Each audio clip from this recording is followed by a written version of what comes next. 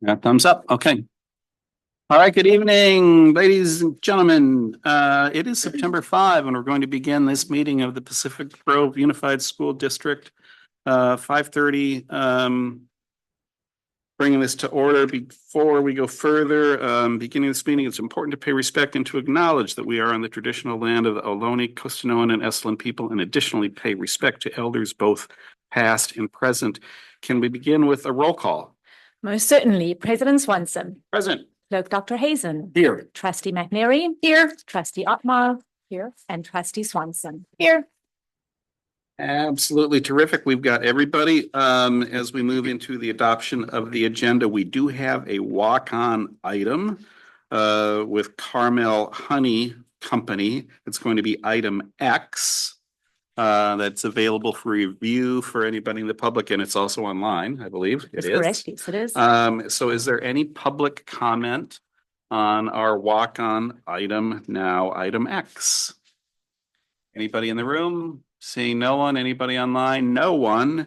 Board, any discussion relating to that or the adoption of the agenda overall? Oh, just point of clarification. Are we going to just add the walk on to the agenda and then have time to discuss it at that time? Yeah, if we need to pull it, I think we could. Is it going to, I guess I'm curious where we're asking it to be placed on the agenda. I'd say at the end of it, item X. At the end of consent. So we wouldn't have there would be no discussion of the item because it's a consent item. Okay, that helps me understand. I don't have anything else, and I'm happy to make a motion to adopt the agenda with the addition of the walk-on item, if no one else has comments. Second. All right, we have a motion to approve with the addition, potato, of walk-on item now X Carmel Honey, by Trustee McNary and seconded by Trustee Ottmar. All in favor, say aye. Aye. Anyone opposed? Seeing no opposition, the amended agenda passes. So now moving on then to closed session. We have 4 items that we'll be looking at tonight. One is negotiation with collective bargaining, PGTA. The second would be collective bargaining with CSEA. The third, public employee dismissal. Every time I can't discipline, dismissal, release, leave, complaint, cover a lot. And the fourth, conference with legal counsel over anticipated litigation. Is there any public comment in the room on this particular item, or anyone online? Not seeing anybody online and no one in the room. So with that, we're going to adjourn to closed session. Boom.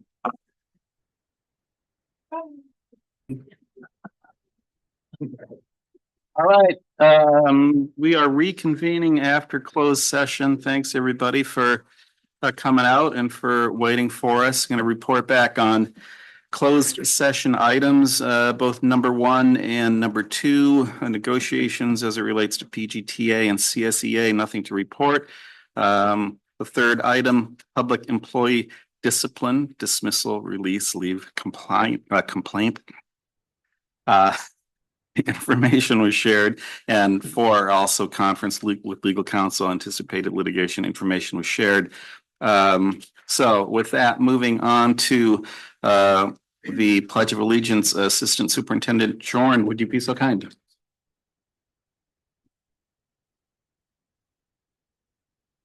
Pledge allegiance to the flag of the United States of America and to the republic for which it stands, one nation, under God, indivisible, with liberty and justice for all. All right, thank you very much.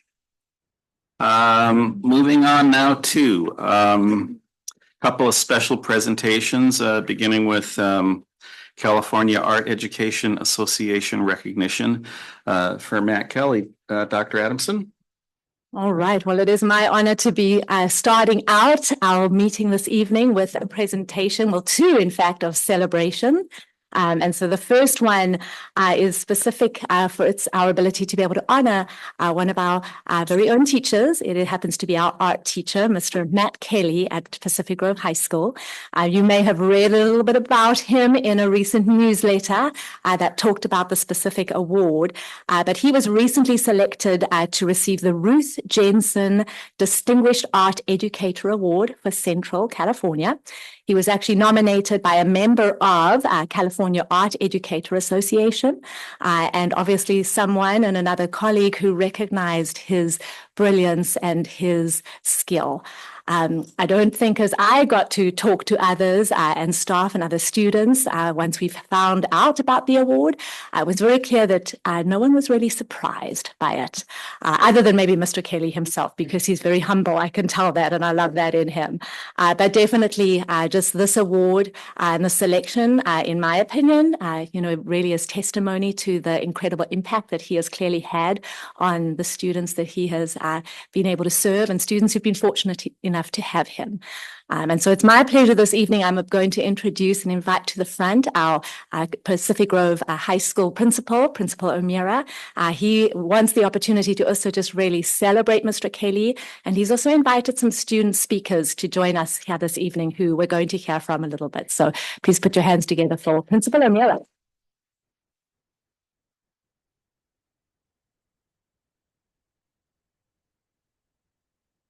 Testing. Oh, okay. At the risk of being redundant, but deservedly so, I would like to just say a few things around Matt's award here. Although new to Pacific Grove High School, I am truly honored to have the opportunity to join our community in acknowledging and celebrating Mr. Matt Kelly, as he recently has been named recipient of the Ruth Jensen Award, as Dr. Adamson has just referenced.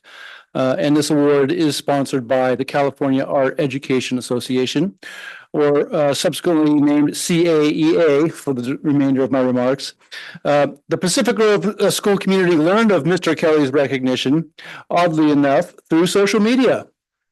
It was former principal Lito Garcia who tracked the original post by CAEA and alerted me at my home one weekend. I then reposted as quickly as I could. And then soon after, word spread around Pacific Grove High School and also the school district, as we are all very proud of Mr. Kelly. We do have two students here this evening that will share their thoughts around the impact Mr. Kelly has had on their own art education. But first, I want to just share just a quick anecdote of my own. Last spring, when I was transitioning with Lito Garcia, we toured the campus several times. And on one such tour, we found ourselves standing in the art room, which Mr. Kelly occupies on a daily basis. And Lito said something very profound to me. He said, "Greg, if you're ever having a bad day or just need a break from emails and meetings, just head out here and see Matt Kelly. I promise you your day will change." As he, referring to Mr. Kelly, is simply amazing. And I soon found that to be very true. So that's my quick anecdote. But you're all here to hear Mint Mint Rivera and Coral Galler. Please come on up and let's move forward. And then Mr. Kelly will ask you to stay seated until the fanfare is just about done, and then we'll bring you up. Okay. So let's you go ahead and introduce yourself, and you can go ahead. Hello, my name is Cora Gaylor. I have been a student of Mr. Kelly for all 4 years of my high school experience, and I've said before, and I'll say it again, he is my favorite art teacher I've ever had. I've had quite a few, and his classroom is just such a great environment. I love being in there.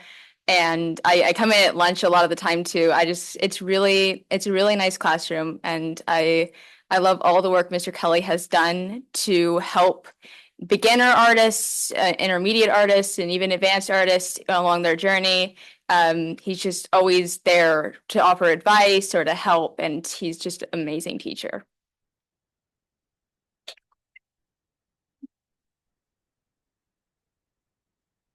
Hi, I am Mint Rivera, and Mr. Kelly is a wonderful art teacher. I went into his class not knowing anything about art, and over the 3 years I've had him, he has been wonderful, and the different little tips he'll give you just add to the piece and allow you to really keep your own voice and really bring your vision of what you want in your art to life. And that is really special and something that is difficult in an art class where you're trying to teach certain techniques. And I think it is something that many of his students really appreciate.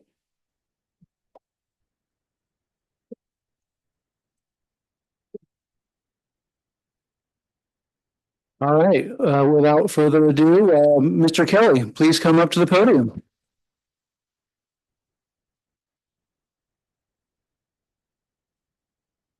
I know that Mr. Kelly has prepared a few things that he wants to share with us, but it is my honor to present the certificate. And after you've spoken, Mr. Kelly, then I'm going to invite the trustees to come to the front so we can all shake your hand and actually have a photo opportunity. But this is something new that we have started this year in honor of our culture of we, our theme, and our three core values: belonging, safety, and prosperity. And so it is my honor to be giving the very first certificate of its kind to thank you, Mr. Kelly, for your role in helping us build our culture of we and ensuring a strong sense of safety, belonging, and prosperity for every one of our students. Thank you.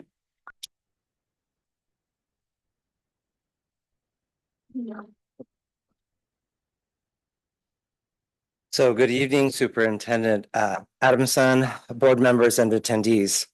Thank you for celebrating my art award this evening.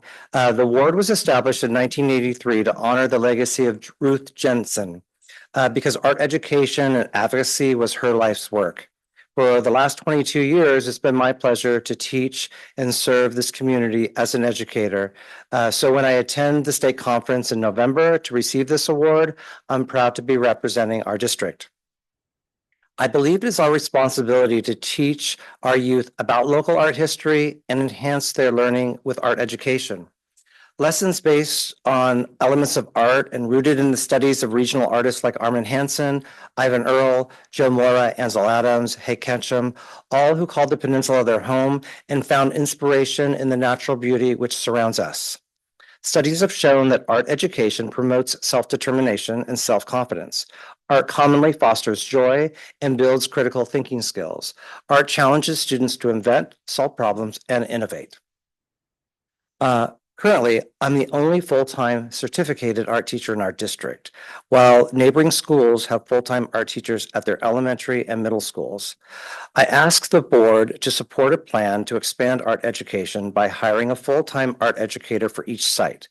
I propose creating a district-wide plan to expand the visual arts with a scope and sequence which is scaffolded kindergarten through 12th grade. Beginning last year, Proposition 28 has provided over $800 million every year to expand California's art education. So I'm curious if our district has applied for funding or has established a committee to expand art education in the district. If not, let's establish an arts leadership team within the next few months. And if anyone is interested, then please reach out to me. I look forward to the day when every student that enters my classroom brings with them 9 years of scaffolded art lessons that occurred because of the support demonstrated by this board. I appreciate receiving this time to address everyone, and thank you again for celebrating my award.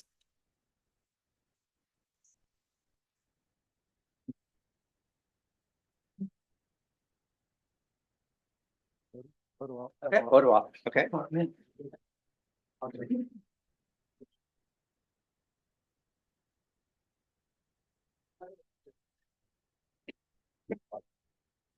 We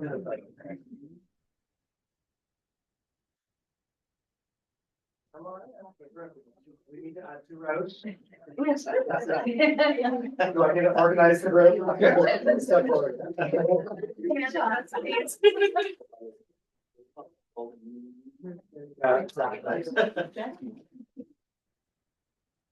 The heart. Awesome. All right, don't move. Okay.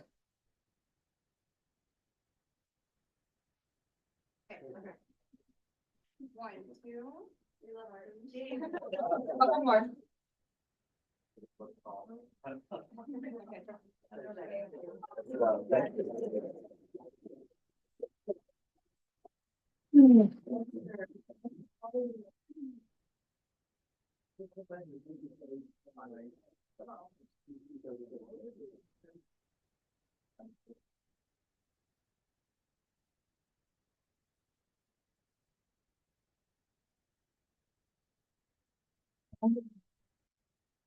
I do want to just chime in real quickly on this. I think it's remarkable that we have a teacher like you in 22 years in the PGUSD. Is that right?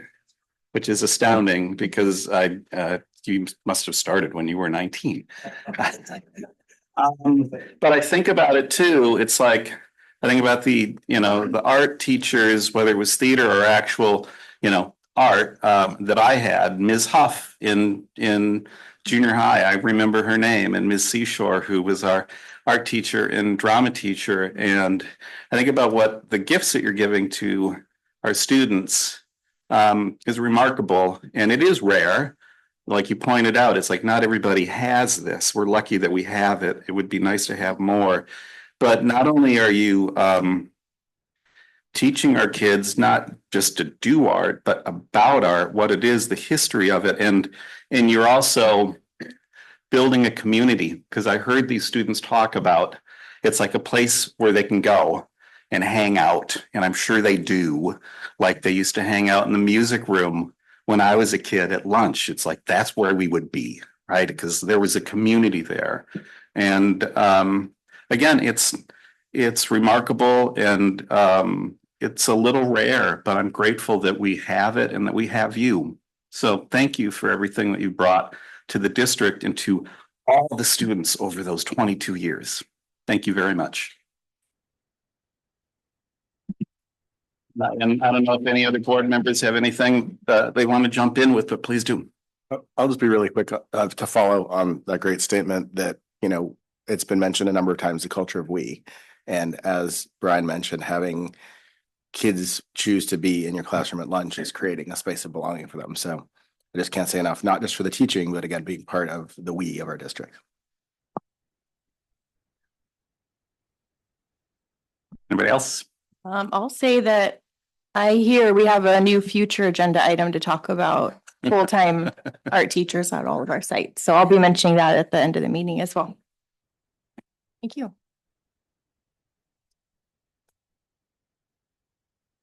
Just thank you for the space that you create and for what you do and what you give every day for the kids.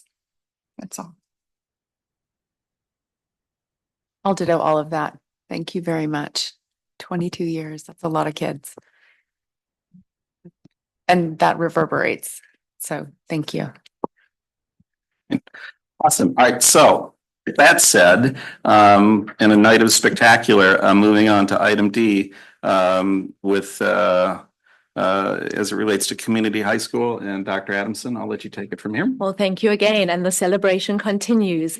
It is my honor to be really be given the opportunity this evening to celebrate the students and the staff at Community High School. It was with great pride that we learned over the summer that Community High School received a full 6-year accreditation from WASC, and I always have to look at the acronym to make sure I'm giving it the correct words, but it's the Western Association of Schools and Colleges, which really is the association that we work through for the accreditation of both our high school and our community high school. But they were granted a glowing full 6-year accreditation, which is very difficult to come by. What I loved about reading the actual report itself was that the visiting committee had highlighted some of the key aspects and the reason behind why they gave, such a glowing report. And I just want to share just a few brief, elements of that. But what stood out to them that impressed them most was number one, yes, the very clearly project-based curriculum, strong emphasis on students' strengths, interests, and individualized learning. And the staff, the teachers who basically worked so closely with the students, allowing and encouraging them to fully explore their interests through the development of critical thinking, also of problem solving and communication skills. Those were really the three key strategies and skills that they pointed out, but all with the overall and overarching goal to develop students who are confident thinkers, but prepared for the world after high school. And so we are here this evening to, number one, I think celebrate our students, absolutely, but also celebrate our staff, because we're proud of the program we'll be able to offer, but we couldn't do it without the incredible teachers. And so once again, it is my pleasure to invite to the front Principal O'Meara, who's going to share some of his own pieces, and then also invite some students to the front to speak this evening. So once again, Principal O'Meara.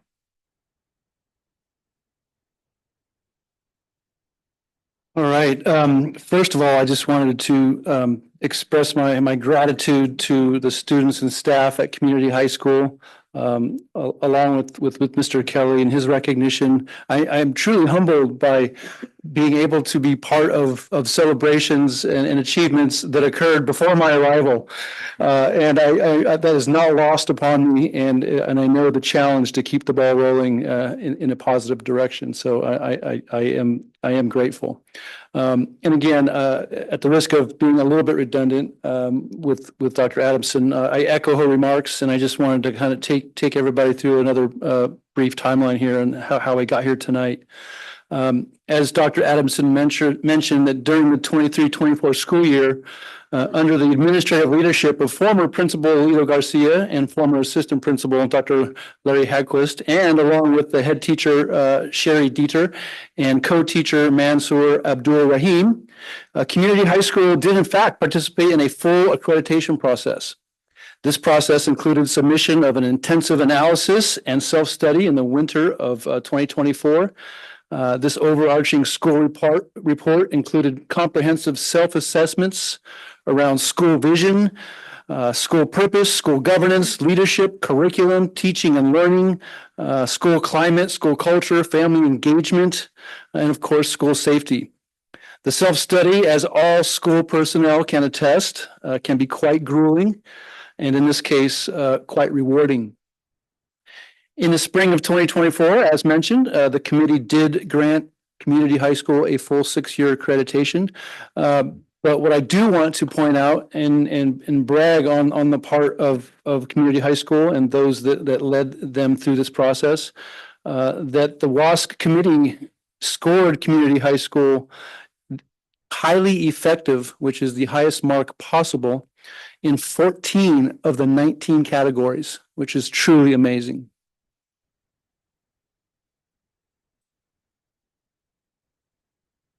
Having been part of numerous WASC accreditations, I can neither confirm nor deny that I've been a part of 14 of 19 extremely high marks. So congratulations to you all. Joining us tonight are head teacher Sherry Dieter, along with some Community High School students. I know we have a crew here, but I'm not sure if everyone's talking. Is everyone talking? You're welcome to. Sherry has some comments. So does Ryan, and so does Gavin. So come on up.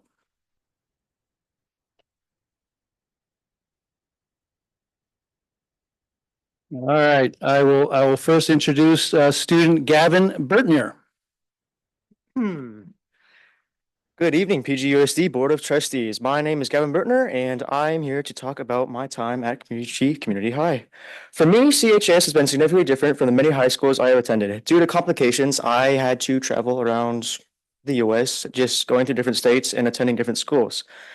Through that, I've noticed that they're all sort of similar. They don't really focus mainly on the one-on-ones like the school does. And the teachers in regular high schools, they all taught at the same pace. And if something was confusing for an individual, students did not have a great chance catching up with the rest of the class.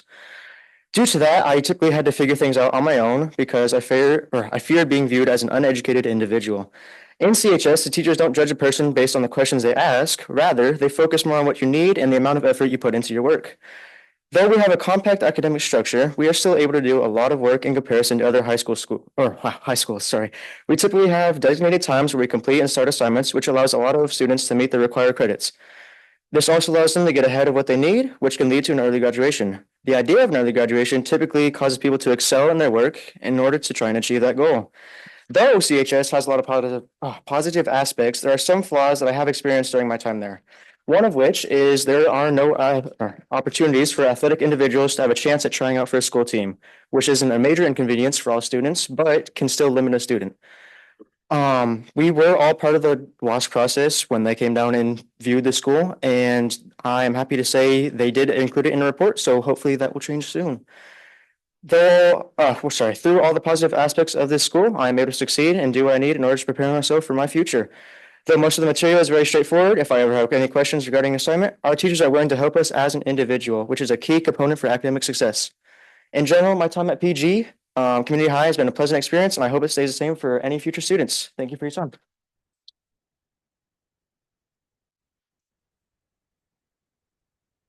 Thank you, Gavin. I'd now like to introduce Ryan Purdy. Hello. Okay. Hi, my name is Ryan Purdy. I'm a senior at Pacific Grove Community High School as of March 2023, and I'm honored that I have the opportunity to speak about a place that means so much to me. School is something every American child is expected to go through. We are all used to the system that has been set in stone for years: elementary school, middle school, and then high school. This system has been burned into the brains of the society, often used as a way to measure intelligence. However, there are some major criticisms with this system. Often children feel left behind, alone, and without help. Everyone is different and sometimes are in need of an alternative style of education. Everyone has encountered a failing student in their school. I have seen many people shrug this inevitable person in the classroom off. Students who have given up often face long-term impacts from these experiences. I was once this type of student. Ever since 6th grade, my schooling career went downhill. This was not because I was stupid, but because of my focusing issues and lack of feeling like I was given full support. Failing students can feel alone, depressed, and downright stupid. As someone so young to have self-hatred thoughts this strong can have emotional burdens that take a permanent toll on a child's health. I felt this way for a long time, alone, ashamed, and stupid. However, what I really needed was an alternative style of education. The 2022 to 2023 school year was the worst year of my life. I was constantly ditching classes with no hope for my future. However, a glimmer of hope was given to me during a parent-teacher meeting. The counselor suggested that I be switched over to community high school. After this, my life took a complete 180 turn. The first day there, I felt an entire bowling ball lifted off my consciousness. School no longer became something to dread every day of my life. It was an exciting opportunity to learn. The compact day makes me feel like I am treated as a human being and my feedback feels important. This school offers a judgment-free environment for all students due to the fact a lot of us have had similar traumatic experiences of being left behind. I feel more motivated to work because the amount of freedom and independence I am given. We choose what assignments we want to do for the week, and then we work at our own pace with our own strengths. This school has struck the perfect balance between rewards and consequences. The students here are entitled to any help if needed and are offered patient support if we are at an obstacle. My favorite assignment I've done by far was the Community High School Values poster. We often discuss our personal values during our Wednesday SEL program, and in this assignment, my friend and I were tasked with writing and designing a poster focused on these topics. Doing this poster reminded me of how much I appreciate this place and everything within. The WASC process at CHS involved all the students at the school. We were able to discuss our program's strengths and weaknesses, and all of us expressed all of our positive and negative experiences. Although we do not have the power to change every shortcoming, we get pretty close. Throughout this process, I felt heard and respected with my thoughts and opinions, and I'm sure the other students did too. Sherry and Mansour have a passion for the students, and we were all seen as individuals with thoughts and feelings, and I don't know where I would be without this place. I'm forever grateful for the second chance this school has given to me, and I am excited for any future students who will feel the same way. Thank you.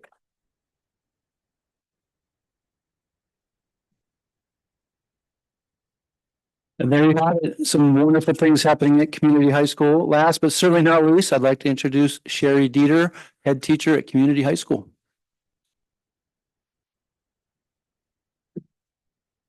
Good evening, trustees and esteemed members of the public and staff. My name is Sherry Dieter. As Principal O'Meara said, I am the lead teacher at Pacific Grove Community High School. Certainly honored to be here to celebrate our 6-year WASC accreditation. Our program includes a very diverse student body with a wide range of learning styles and interests. Nothing about the program is one size fits all. For WASC, we focused on 4 core areas within the report in the appropriate sections. And I just want to review those with you quickly. Both Greg and Superintendent Adamson touched on them a little bit. One is our individual and regular family outreach. We reach out to every family of our students every 3 weeks. We engage with family stakeholders to celebrate achievements and to identify and discuss any emerging concerns. Our goal is to ensure that everyone on the students' team is informed and can engage to support them. Number 2, our robust speaker series and field trip program, where students are introduced to local and national resources, along with training and career opportunities. These have included the California Conservation Corps, the Monterey County Workforce Development Board, the PG Middle School Flex Lab, shout out to Principal Roach, Andrew Bradley, and Matthew Binder. We've also worked with the Pebble Beach Company, Asilomar Conference Center, and others. Number 3 is our social emotional learning workshop on Wednesdays. This is a core foundation for community building at Community High School. We come together as a group to discuss challenges facing students and to brainstorm solutions. We study concepts such as conflict resolution, time management, and we examine appropriate strategies for stress relief. I invite you to contact me if you have an expertise that you would like to share with our students. We love when people visit our campus, and we very much appreciate this opportunity to share more about what we do. We have found that there are a lot of stereotypes about what alternative education is, and I just can't thank the board enough for hosting us tonight. The WASC Visiting Committee expressed praise for our highly individualized program and our success in implementing these additional programs. I've been honored to work with Superintendent Adamson and Assistant Superintendent Josh Jorn in particular as we identify growth areas for this next stage of Pacific Grove alternative education. Thank you all for your time tonight.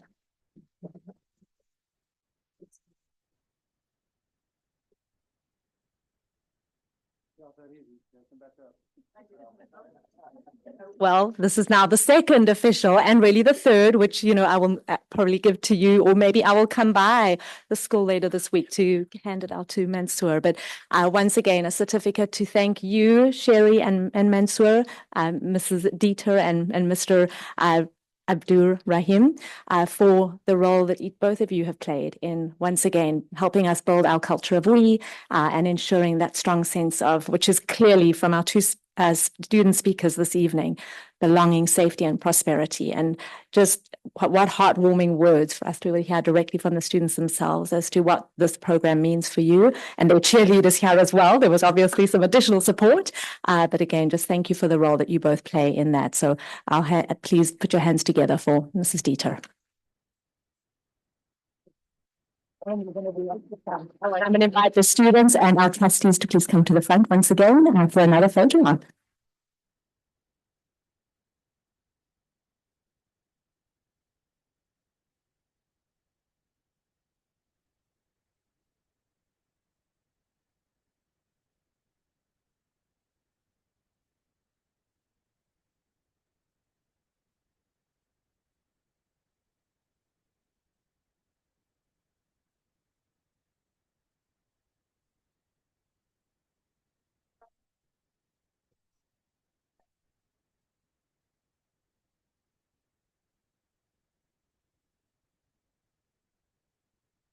Smile.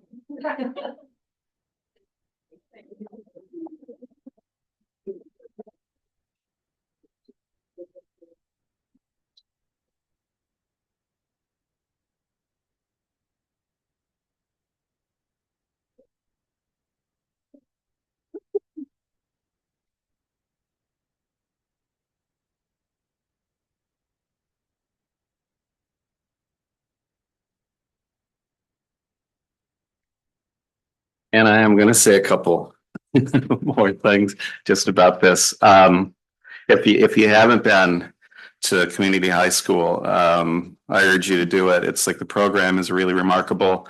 I participated in the SEL circle, and which is like free therapy. It's amazing. The students are incredible. And again, yeah, it's like I think a lot of people may have a preconceived notion of what it's like over there, and it's not. It's like when you talk about meeting students where they are, that's exactly what's happening. And such a wide and interesting array of students that are over there. And I think we saw that tonight again with the couple that spoke too. It's just like, wow, it's amazing, the ability to get up there and express yourself so eloquently. I think that alone, or that is one of the things that demonstrates what's happening over there. So I'm going to be back for the SEL Circle in October. I'm going to get one more in. And thank you and Mansour and for the program, for the to the district for supporting it, and for the students who are so wholeheartedly invested in what's happening there too, because it takes everybody coming together to make that thing work, and it works. So that's it. Anybody else have anything?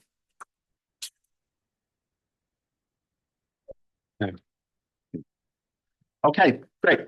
So moving on to communications, written communications. We do have a few. I had a few. There may be some others. One referencing an article in Slate on school busing. It's interesting.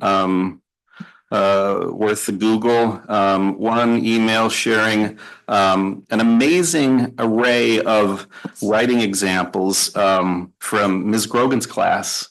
And I don't know where we might find those, but there was a section with just like these quick short fiction pieces. They're like, they must have told everybody too. It's like, it's got to be no more than a page long.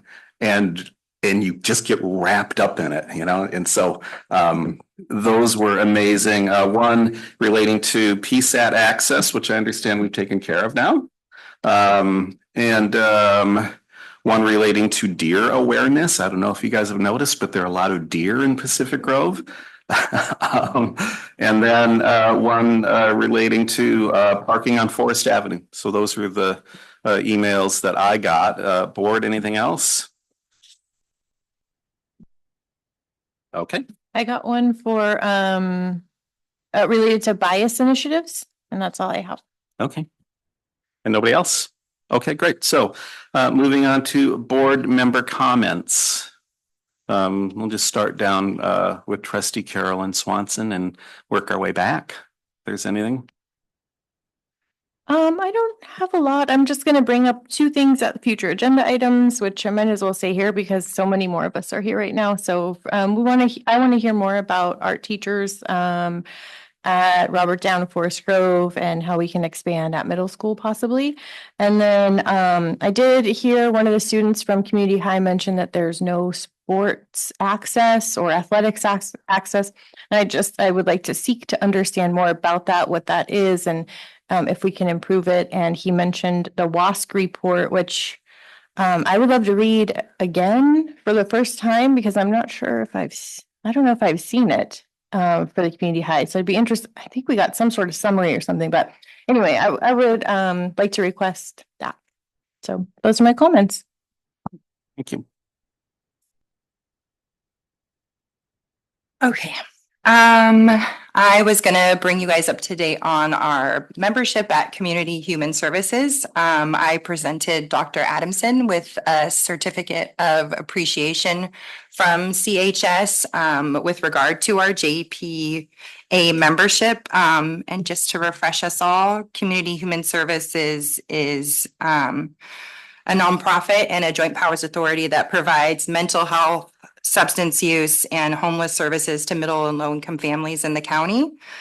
We are a member along with 7 other school districts and 8 other cities, and we come together once a month to meet and make decisions as members of that board.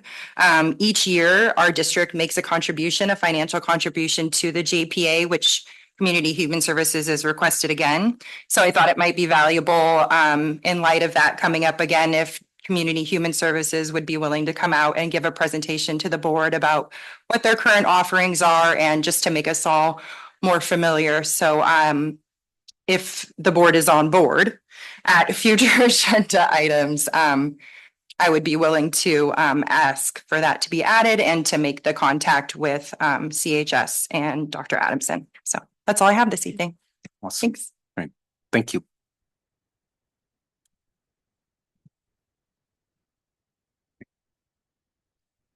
I'll just comment that I think it's amazing to start out a board meeting that way. I really appreciate having members from the sites, particularly awards and the nice news, but it is really, again, a good reminder of why we're here. So I don't really think I need to say much else at this point, but thank you.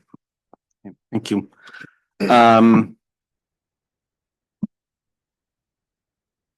So I'm gonna try to keep this part brief, given what happened yesterday in Georgia. If we don't know who our congressman is, who our representatives are, I think it's important that we all make an effort right now, especially to find out who they are and to write to those people. Because what happened yesterday was so horrific, and I know it's the 45th school shooting in the 36th week of the year so far. And we need to do something. I don't know what we do, but it starts maybe with that. And I'm just encouraging everybody to make an extra effort to do that, because if our voices aren't heard, I don't know what else we do. So I'll start with that and then move to something very, very positive. Again, it's a beautiful night to celebrate what's happening in our community. And I'm so glad to be here. I'm so glad that my children were raised here. I'm so glad other people's children are being raised here. It's a very special place. And so let's think about that too and keep it special. And that's it. Moving on to superintendent report. Can I interrupt for a second? Thank you for bringing that up about the school shooting yesterday. And I was sort of going back and forth on whether or not I wanted to like bring the moment down. But if everybody would be willing, I would like to just take a minute and hold some silence for the 4 people that aren't going home to their families. Let's do that.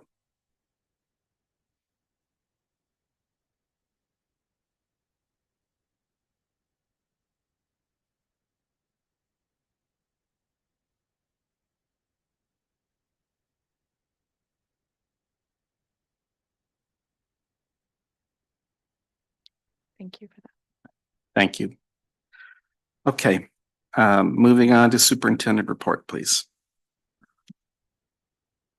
All right. Well, thank you for those nice words. And that was very appropriate with, just taking that time to, I think, reflect. And that actually happens to be the first item that I'm just going to speak briefly to as well.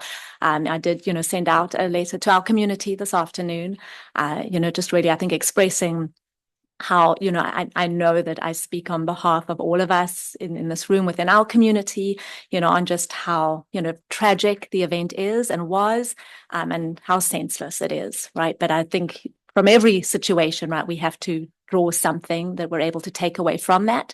And if nothing else, it serves as a reminder for us of, just our practices, our commitment to safety, and the measures that we take as a school commitment and how seriously we take it at each of our school sites. I know that it is a priority for our site admin. It is one of the reasons we do regular drills. And, I myself have had a chance to actually participate in some of those recent drills as well and see for myself the seriousness with which our school staff take these situations. And once again, we prepare for situations so we are ready. Hopefully it's never needed, right? But at the same time, we need to be sure that we have the tools, that we have empowered our staff and our students to be prepared for anything. So I think we use that as a reminder, but of course, nothing takes away just the sadness, the deep sadness, right? That I think, fills all of us as our hearts go out to the community of Georgia as they navigate this incredibly tragic situation. In my letter this afternoon, I really took that opportunity to really just remind our families, remind our students, remind our staff, right? As we're building our culture of we, this is an opportunity for us to truly be sure that we're checking in with one another. We included some resources for our families to be able to have and hold some of those hard conversations with their students, no matter what age. But ultimately that falls, and we leave that up to you as parents. But we also know that students will be carrying some of that with them as they come to school. And so just that reminder as well that we have mental health professionals and our counselors are ready to assist our students, assist our staff, and assist our families as well, as you're navigating some of those tough questions that we know students are going to, very possibly have.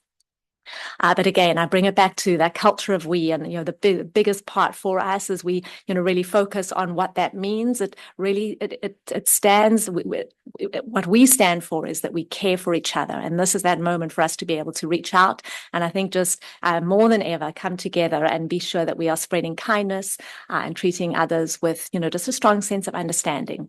And it's again that opportunity for us to put into practice our three core values, right? Belonging, safety, and prosperity. So incredibly, unbelievably sad, but an opportunity for us to remember. And I also use that as an opportunity to remind our families and students as well of our See Something, Say Something program that we have in place. That again, as we do see and hear of things, just that obligation for all of us to, step up and say something. So I just, again, it's something that we can do that something good that can come out of something so unbelievably sad. And on that note of safety, Assistant Superintendent John will be including a brief update on just, some of the practices and some of the trainings that we have ongoing this year, in particular for our staff. And so again, the timeliness of that is appropriate. So that's my first item.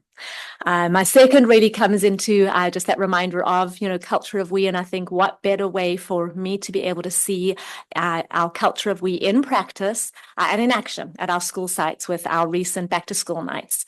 And I think what really struck me as, just so relevant and something to celebrate was the high turnout at each of them.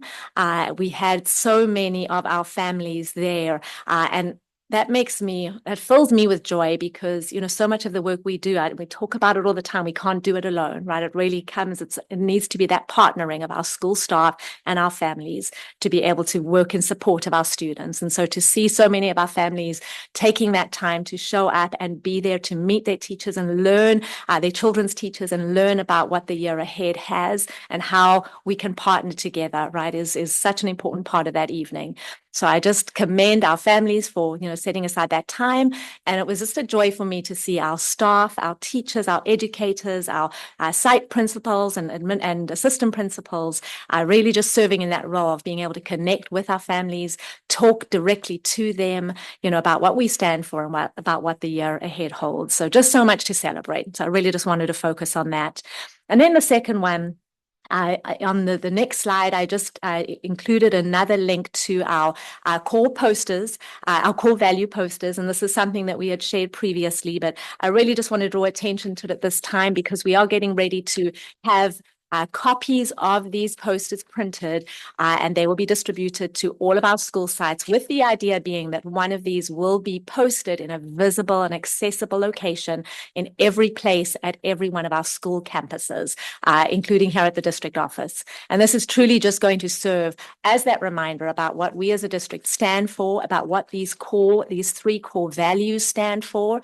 And that reminder too, when I talked about this at the last meeting, this stands and represents our community. It's everything that we hold dear, that we as a community have identified that we need to focus on and really bring into practice on a daily basis in order for us to be able to ensure that every one of our students can prosper. And so I really just wanted to draw attention to that. You will be seeing those, very soon on our campuses, and it's something that fills us with a lot of pride. Let's see. And I think that was that for that particular one. And then really, I just wanted to draw attention one more time to our building belonging practices.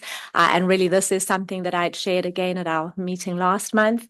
But this too just really enforces our commitment to the practices that we have committed to in moving forward on how we respond to incidents of bias or incidents of racism that may occur on our campuses at each of our grade levels. So again, this is representative of the work that we have done as a community, work we have done together as an entire team and staff for how we have committed to how we'll be addressing situations as they occur. And again, just wanted to draw attention and give that as another visual. So that's the second. I've got two more items. The third one is just that reminder we have something that is going to be on the ballot at our November 5th election, and that is our Measure V General Obligation Bond. And I just thought I would take a moment. We're getting so many questions, recently from just along the lines of, what is it? What does it stand for? Maybe an elevator, speech, right, of some kind. And so I thought that this could really, just serve in that serve that purpose. And so 5 basic highlights of, what exactly the bond is that I want to share with all of you this evening. Number one, that yes, it will be on the ballot at the November 5th presidential election. If approved by the voters that evening, it will authorize $78 million for the district to use for critical renovations and improvements, some of which would include, this is not an exhaustive list, but I've listed them there, expansion of science, technology, engineering, arts, and math, otherwise known as STEAM classroom and labs, and the expansion of our career and technical education program, which really focuses on our ability to develop technology, robotics, and coding courses, as an example. What's important, I think, for everyone to know is that it does require, for the spending of those funds, full public disclosure before we're able to spend any of that money. We have an oversight committee that serves to really ensure that those practices are being followed. Another important piece is that the funds have to be spent, if approved, on local school projects. Right? There's always that question on the lines of, can the state take any of that funding back? And absolutely not. Once it has been approved, it is specifically for our school district projects. And I think the final piece, which Assistant Superintendent John will be addressing in his presentation this evening of our needs assessment, is that it does involve an in-depth needs assessment to identify what we are going to make sure that we put into and place into our overall master facility plan. And that as well will include quite a great deal of involvement from the community as well. So again, kind of just a brief sort of summary of what that is. At some of our upcoming PTA meetings, myself and President Swanson will be really joining meetings in the month of September on each of our campuses to really talk a little bit more about that. Assistant Superintendent John is going to be attending an upcoming Rotary meeting. We're also hoping to be in front of our Chamber of Commerce, just as an opportunity for us to really be able to get out there and speak to, giving the facts of what exactly the bond is and what it entails for those who have questions on it. So that was that. And then really my last one, again, I want to just end with gratitude, just to thank all of you. That last one, really, those 2 slides just speak to, we have a lot of this information that is now available on the website. We have a timeline that really speaks to, how we'll be rolling out the information. The actual voter ballots will be mailed out on October 7th. So again, as far as our ability to get that information out, we have, really the next couple of weeks to do so. And there will be information coming out to all of our staff and our families in the next 2 weeks as well. So just information for that. And so, yes, just a thank you to all of you, our families, our staff, for really your ability to, come together in so many circumstances and situations for us to ensure that we are, just giving the absolute best possible program that we can for our students. And with that, I will turn it back to you, President. Thank you, Dr. Adamson. Moving on to safety report, Assistant Superintendent Jordan. Thank you, President Swanson. It's a great district to be in, and kudos to this board for, starting out last year, making school safety such a priority, going through a comprehensive threat and risk assessment that this district went through over a 12-month period of time, which culminated in a lot of the items that are starting to take place and take shape this fall in our schools. I'm just going to highlight just a few of those today, but we are moving fast and we are moving forward, and it's very important to our community. It's very important to me personally, being a member of this community and having a student in our school district and working with our county for a very long time associated with school safety. It's kind of one of the top concerns I have and one of the top initiatives I would like to see moving forward. So again, kudos to our board for taking this initiative and putting it to the front. So just a couple of updates. September 9th, we are moving forward with the visitor management system rollout at all of our school sites. Thank you to Director Algaze and the human resources team. There's a lot of work that went into this in the background, building the interlink between our system and our fingerprinting system and the visitor management system that's being rolled out to the sites. Picture IDs are required. They have been before, but they will be required at the sites to check in. They give you a badge. The next time you come to the site, you don't need your picture ID. There's facial recognition associated with the visitor management system. And then that system also interlinks to our fingerprinting system. So folks that are coming to our school sites during school hours, we know that they went through the proper background checks prior to admission to the school site. Second item, we have our upcoming district-wide safety committee. That's October 1st. That's made up of, I believe we have 28 individuals, parents, community members, and staff.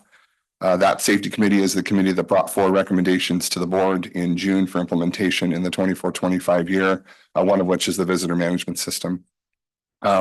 September 12th, this is another highlight. The district is hosting San Mateo County Office of Education. San Mateo COE is the one that developed the Big Five protocol. And they are having our two-part series on student threat assessment teams and behavioral threat assessments. That is a training that will cover school sites to develop level 1 threat assessments. That is a multidisciplinary group of adults built to mitigate any potential threat response. More importantly, not just for students, but for adults that may pose a threat to themselves or others. So that's another thing that's coming up, and that's September 12th. Each school site will have their own multidisciplinary behavioral threat and risk assessment team.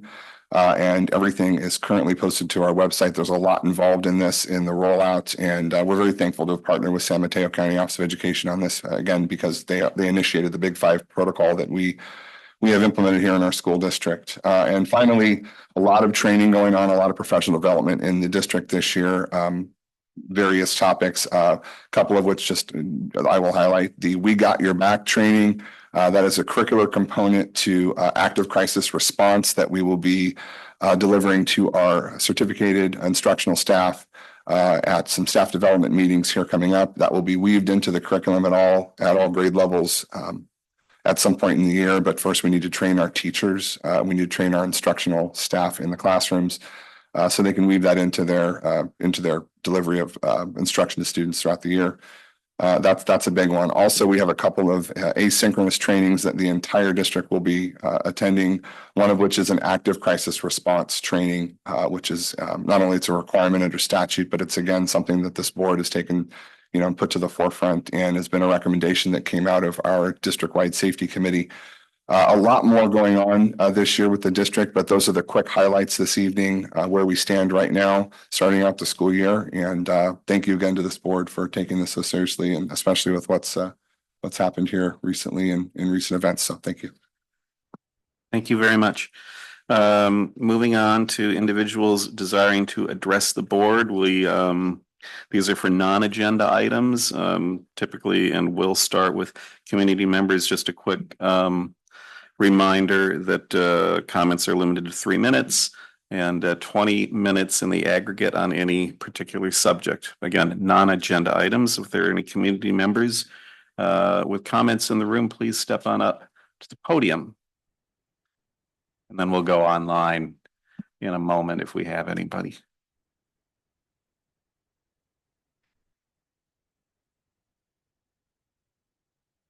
I think your mic is not on yet. Good evening. My name is Renee Kruger, and I'm a parent of a sophomore at PG High School. And I thank you for taking the time to listen to community comments. And what brings me here tonight is some concerns about athletics eligibility, and to talk a little bit about how my daughter's mental health was affected when she was ineligible to play sports last year, and has affected her ability to perform well in school. So I would just like to ask you for your consideration. My husband, who wanted to join us tonight, is in the hospital. So he wrote a letter and he wanted to make sure that I read it. So just to kind of give a little bit of context, before COVID, our daughter was very enthusiastic and loved school. All summer, she'd be excited about getting back to school, and she was always one of the top students in her class. And since COVID, she has been less enthusiastic about school. She has had trouble with anxiety and motivation to get her work done. And we have tried to guide her back to her true self. One thing that has given us hope has been her participation with the high school water polo team for girls. And she loves water polo. She loves her team. She loves all the girls on her team, and her coach is great.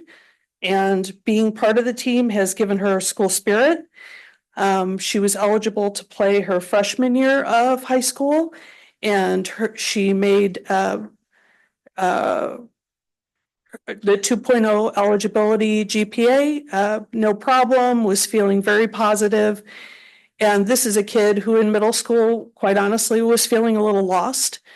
The COVID plus she was diagnosed with ADHD. She was tested for an IEP, and she just hadn't really found her stride with her peers.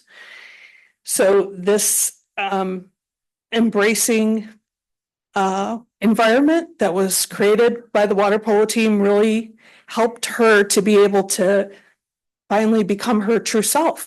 And so this is like the first time we saw her really becoming herself again after COVID.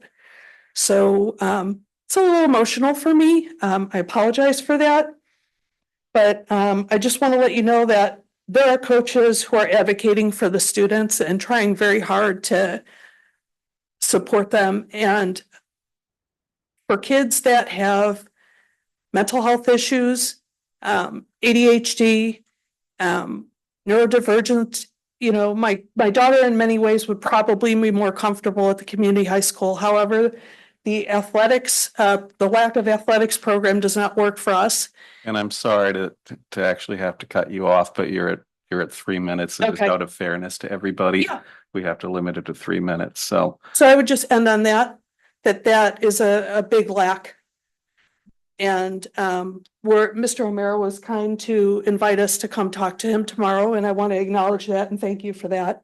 Ms. Cordova has always also been supportive, so thank you. And I just ask for your consideration to consider weekly grade checks as opposed to a hard and fast rule disqualifying students. thank you very much. Could I ask a question? Yes, Were you able to read your husband's letter? Just part of it. Okay. you can If- submit that, right, to the, Yeah, I would be interested in reading the letter if you're, I actually have two letters that it's probably more than is needed, but we have a lot of feelings about this issue. okay, I'm interested. Thank you very much. Thanks. I appreciate that.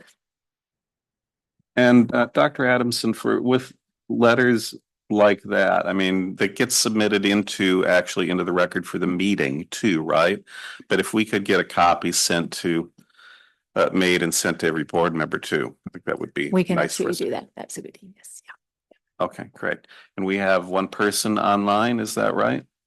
Let's bring them in. Oh, thank you.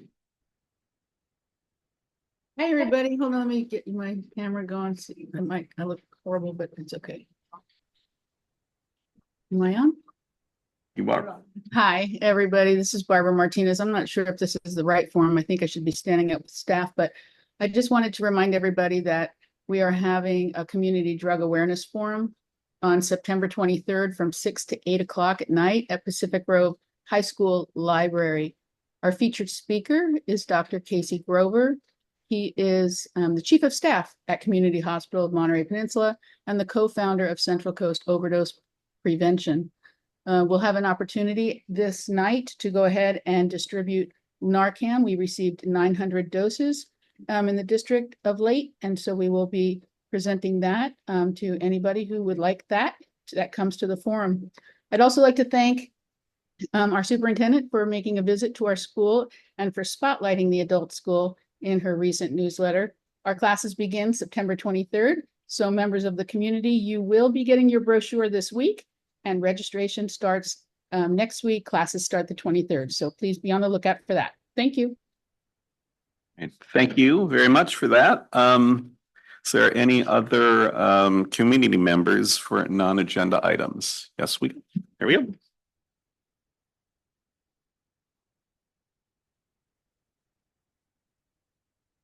Do I press here? Or is it on? It's on, okay. Good evening. Thank you very much for being here and for giving us opportunity to address the board and the community. I came here with one item to speak about, but having started listening to everything that was going on, I have a lot more to say. So first of all, I would like to let the board know how grateful we are for summer athletic opportunities that were given to the PG High students. My son is a sophomore. He had fantastic basketball season, which took them out of here, up in the Bay Area, gave them great exposure, great opportunities, meeting other kids, creating connections out in the bigger world.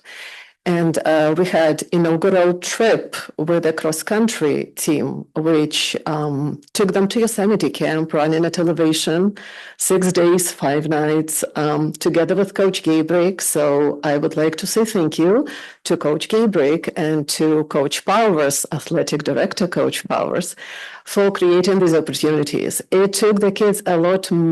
It gave them a lot more than just sports and putting them in good shape. It created really great connections and relationships, because my sophomore ended up with 2 classes with juniors where he didn't know anybody except his cross-country teammates. And when he hit a tough bump on the road, it was the first time ever when he didn't come to me, he didn't come to my husband. He said, I had my teammates. They took care of me. They helped me. So that was absolutely fantastic. Thank you very much. And another thing I wanted to let you know is I was trying to schedule a PSAT for my child, and it was a very bumpy journey last May, last June. Beginning of this August, when I reached out to I don't know bajillion schools, and yesterday I received an email from Miss Price saying that PG High School, thank you, Principal Amira. I guess that's you're doing there. Arranged with 2 schools in Pajaro Valley, I think, school district, so we can take our kids there and give them this opportunity to test. With the return of standardized testing, SATs as ACTs, and college requirements, we really appreciate it, and we hope that maybe going forward, PGUSD will consider offering these tests on site. But for now, just thank you. And finally, Mr. Kelly is an amazing teacher. I saw him outside. I said, congratulations, and I fully support his idea of extending the arts education. My sophomore had to fight to get into his class this year. He didn't have to. His load didn't let him, but he had to fight. He's there. So thank you very much. Thank you. Appreciate that. Do you have anybody else online? Nobody online? Anybody else in the room? Community members? Otherwise, we'll move on to staff comments on, oh, we do have somebody online. Molly Daniels. Okay. Molly, you're up. Hi, everybody.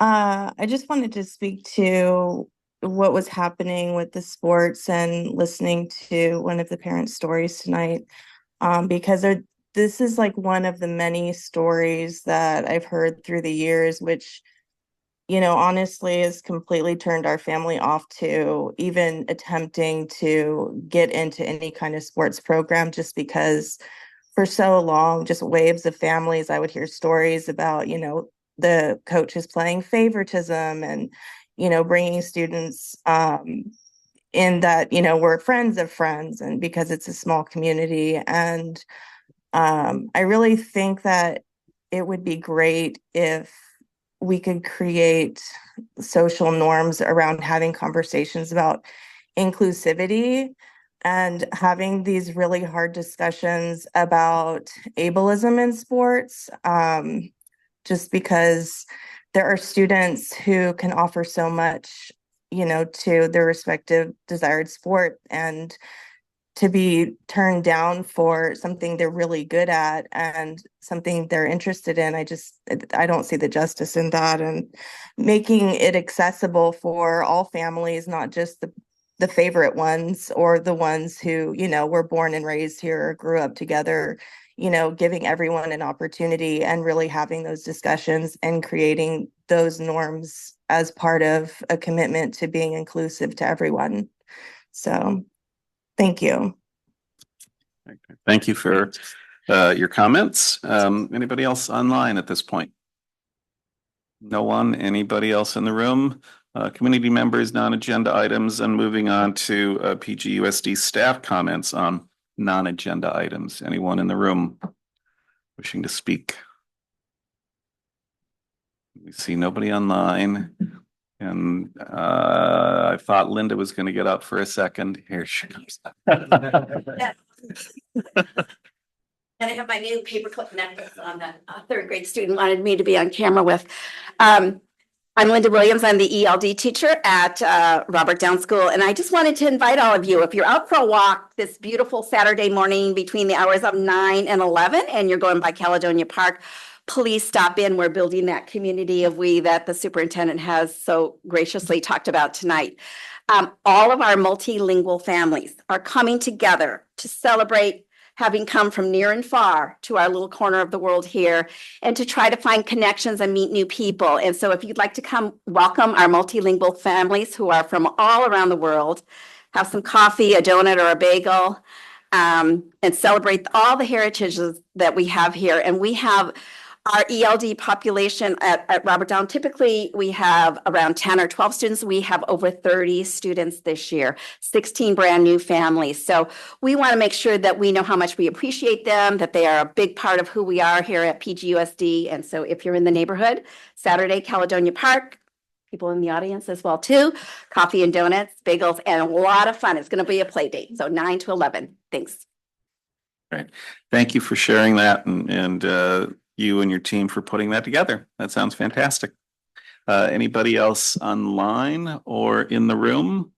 Seeing no one. President Brian, can I have a point of information, please? Yeah. Can we also get the date for the equivalent to the Forest Grove event so that if we wanted to stop by that one, we could as well, the ELD event? It's a district-wide? And then I talked with Dennis Rosen and Peggy up at the high school, and because many of them have siblings at the other schools, so it's it's K-12. Okay, Yes. so for anyone online, it's an entire district ELD event at Caledonia. Thank you so much. Bikes and breakfast at the same time. So Thank you. coffee, and then you can go back right back to work. Yeah. Thank you. Great. Awesome. Okay.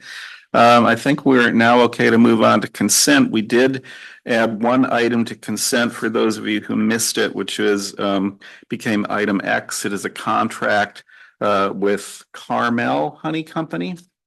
But otherwise, yeah, it's a lot of items on consent. Most of you already know this. These are expected just to be somewhat routine and reviewed by the board ahead of the meeting. But if board, well, actually, do we go to public comment on consent first? I think we do. Yeah, so let's go. If there are any public comments on our consent agenda, items A through X, anybody in the room? Seeing no one, anybody online? No, moving to the board. Board, any issues with our consent agenda this evening? The questions I had were answered in the trustee question document, so I'm good. Thank you. Right. And trustee Otmar still has a question mark on her face, so we're gonna hang on just a second. There was a typo. It was, I lost my marker came out. Anyway. It's probably not a big deal because I'm sure it'll get worked out. Okay, all right. So If I find it, I'll let you know. okay, so no board comments. So we're ready to move forward. If we can get a motion. I'll make a motion to accept consent, pass consent as presented with item X. Okay. I'll second. All right, so we have a motion from trustee Hazen, a second from trustee McNary. All in favor, say aye. Aye. Aye. Anyone opposed? Seeing no one opposed, passes unanimously. So thank you for that. We're going to move on now to a public hearing. Sorry, you guys don't hear that, do you? That's just in my hearing aid, right? Okay. Or it's just a voice in my head. As a phone ringing, and it's weird. I'm still getting used to these things. It's very strange. All right, so Public hearing, and I do always kind of fumble through this, but we're going to open this public hearing up. It is for resolution 1139, opening up public hearing on September 5 at 7:41 p.m. And with that, Dr. Hagquist, introduce it, I guess. I'll give a little context for the public hearing. The Williams Act is a California law that arose from a 2004 court case, Williams versus State of California. The basis of the Williams case was that agencies had failed to provide students with equal access to instructional materials, safe facilities, and qualified teachers. It established a baseline of expectations for schools in providing acceptable conditions for learning. We all know that PGUSD is well above this baseline. However, regular monitoring of issues related to Williams is a requirement. Annual reporting on the sufficiency of instructional materials is part of this requirement. State Ed Code and board policy requires that the district to hold a public hearing on the sufficiency of instructional materials each year before the end of the 8th week after the start of school. I'm hereby requesting that board open the hearing, which you've just done, for resolution 1139, sufficiency of instructional materials. A list of the most recently adopted materials dating back to 2014 has been provided in the board packet. After the hearing, as an action discussion agenda item, we will request that the board adopt resolution 1139. All right, thank you for that. Is there any public comment during this public hearing? Either online or in the room, looking at the room, seeing nobody online, nobody stepping up. And we will bring this back in just a heartbeat anyway, but I don't see any board members with questions on it. So we're going to close this public hearing at 7:43 and move on to action discussion, adoption of resolution 1139, unless Dr. Hagquist is interested in repeating himself. I think we can go out again to public comment. Anybody in the room with public comment on this? Seeing nobody online either, so let's move to the board. Board, any comment? Looks like the oldest thing we're using is history and social science, 2006, but everything else has been updated fairly recently. Yes. Okay, thank you. Right. Anyone else? I have a question about that. Are there plans to update that soon? That seems pretty outdated. 2006. The TCI history, Yeah. I believe that is a typo. Okay. I believe It just that seems it's a so much older than 2016. everything else that was in there. 16, Yeah. you think? I think what we should do is definitely go back and verify that on the dates. Okay. But one of the things that we are currently working on is sort of a circulation of curriculum adoptions for, sort of a long-term plan. And so that is one of the things that, Dr. Hagquist will be looking at specifically is, which are in need of new adoptions. And It just seemed history, pretty far yes, back, well. so it might even be a typo, so, okay. Thanks for bringing that up too. Yeah. That's all I have. Great. Thank you. Dr. Hazen, anything? Okay. Nope. All right, so that said, then looking for a motion to approve resolution 1139. I will so move. Well, second. Yeah. Motion from trustee Otmar, second from trustee Dr. Hazen. Resolution roll call vote. Right? I think it should be a roll call vote. It does need to be correct. President Swanson. Aye. Dr. Hazen. Aye. Trustee Otmar. Aye. Trustee McNeely. Aye. And trustee Swanson. Absent for the vote. Okay. All right, so passes with the 4 out of 4, at least with those that we have. So terrific. Thank you for the presentation to Dr. Hagquist. Moving on now to action discussion B. This has both Assistant Superintendent Josh Jorn and Buck Rogeman on here. So whoever is going to present, by all means.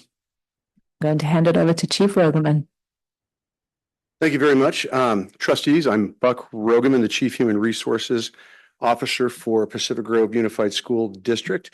And it is my pleasure to bring forward to you today one of the items that is helping us to implement some of the recommendations in the Human Resources Department that were put forward by the School Services of California report that was done.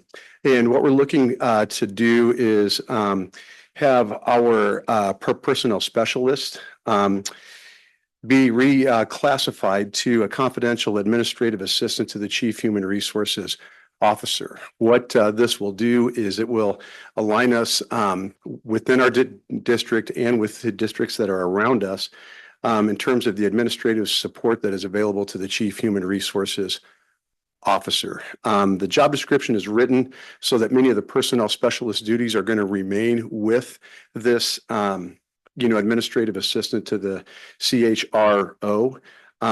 However, it is also going to elevate the person to a confidential role that is comparable to that of the administrative assistant to the assistant superintendent. There's a lot of titles that we're running by you, but basically we're looking at moving a personnel specialist into becoming a confidential administrative assistant for the Chief Human Resources Officer. What you have in the packet is a summary of what that cost would be, and then also a job description for that admin assistant. And then also some of the other restructuring within the HR department that is included as an informational portion of this item is to take our current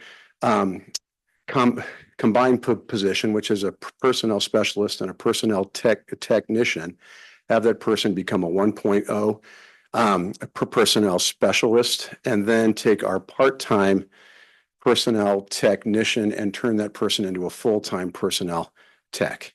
So we'd have a 1.0 personnel tech, we'd have a personnel specialist, and then we would have a confidential administrative assistant to the CHRO that would also be performing several of the personnel specialist duties.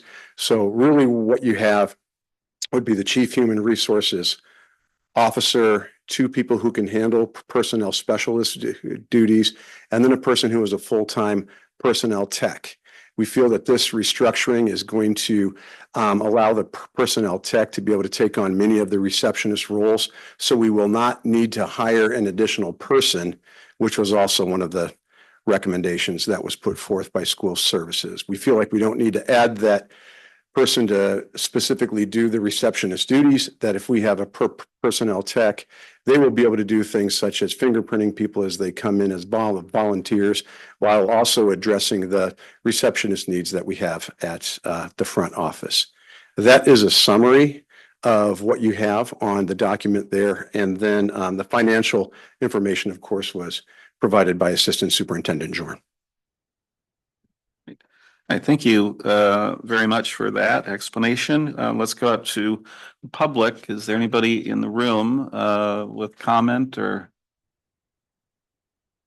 And nobody online, it looks like either. So, okay, so with that, we're going to go to the board and around the bend here, Dr. Hazen, anything? Oh, okay, they got in another wire. Let's go back to public comment. Hi, I saw that personnel specialist position open up, and I apologize, I haven't been able to look in further to the job descriptions. I do have concerns about confidentiality, what the administrative portion of that position would entail, how much of the family's information is going to be shared when it comes to investigative duties of the Chief Human Resources Officer. And I have very strong concerns about that, about certain information going outside of the scope of what the Chief Human Resource Officer does, if that makes sense. And also, if the personnel specialists have training or background education in human services, or the like would be really helpful if they are going to be working in that capacity, making sure that they do have that academic background and knowledge base on the family's experiences, because I think that's really important too. Okay, great. Thank you for that. It is just a reminder, it's public comment unless board member has a question that they want to ask. So it's a little weird, but that's the way it works. So I'm wondering if a staff member can follow up with Miss Daniels regarding the concern she raised, just to have a conversation. We could absolutely do that. Yes, Okay, that's if- the request of the board, yeah. Okay. Yep, perfect. Okay. Thank you. And I'm just gonna, again, go back to the board. If you have a comment or question, just jump in and do it. Anybody? I have just a kind of comment on this item. So this item has multiple things going on in it, and the subject really for the item is just the reclassification of the personnel specialist to the confidential administrative assistant. But then deeper in, it's more shifting, it's the increasing of FTEs to a variety of employees. So I would just ask that in the future, the subject line reflects more of what the item is. This one, if I were to search for this as a member of the public or even as a board member, it would not register with me that this item is all of this in that one subject line. Other than that, I appreciate you following through on the recommendations from our HR review. So thank you, and I look forward to more of those coming. Thank you. Anybody else? I was just going to ask a quick question on that, following on that point about the HR review. Where does this get us towards completion? I mean, does this hit all the goals now, or we still have ways to go from what they recommended? Well, the report is fairly large and extensive. So as far as the restructuring of the human resources department, it really is going to cover all of the recommendations with the exception of hiring a separate receptionist. So we feel that with the personnel that we have, if we expand the FTE for that personnel tech, that we're going to really eliminate the need for a separate receptionist position based on what we see as the daily traffic that comes through our office. Great, that answers my question. Thank you. Right. Anybody else?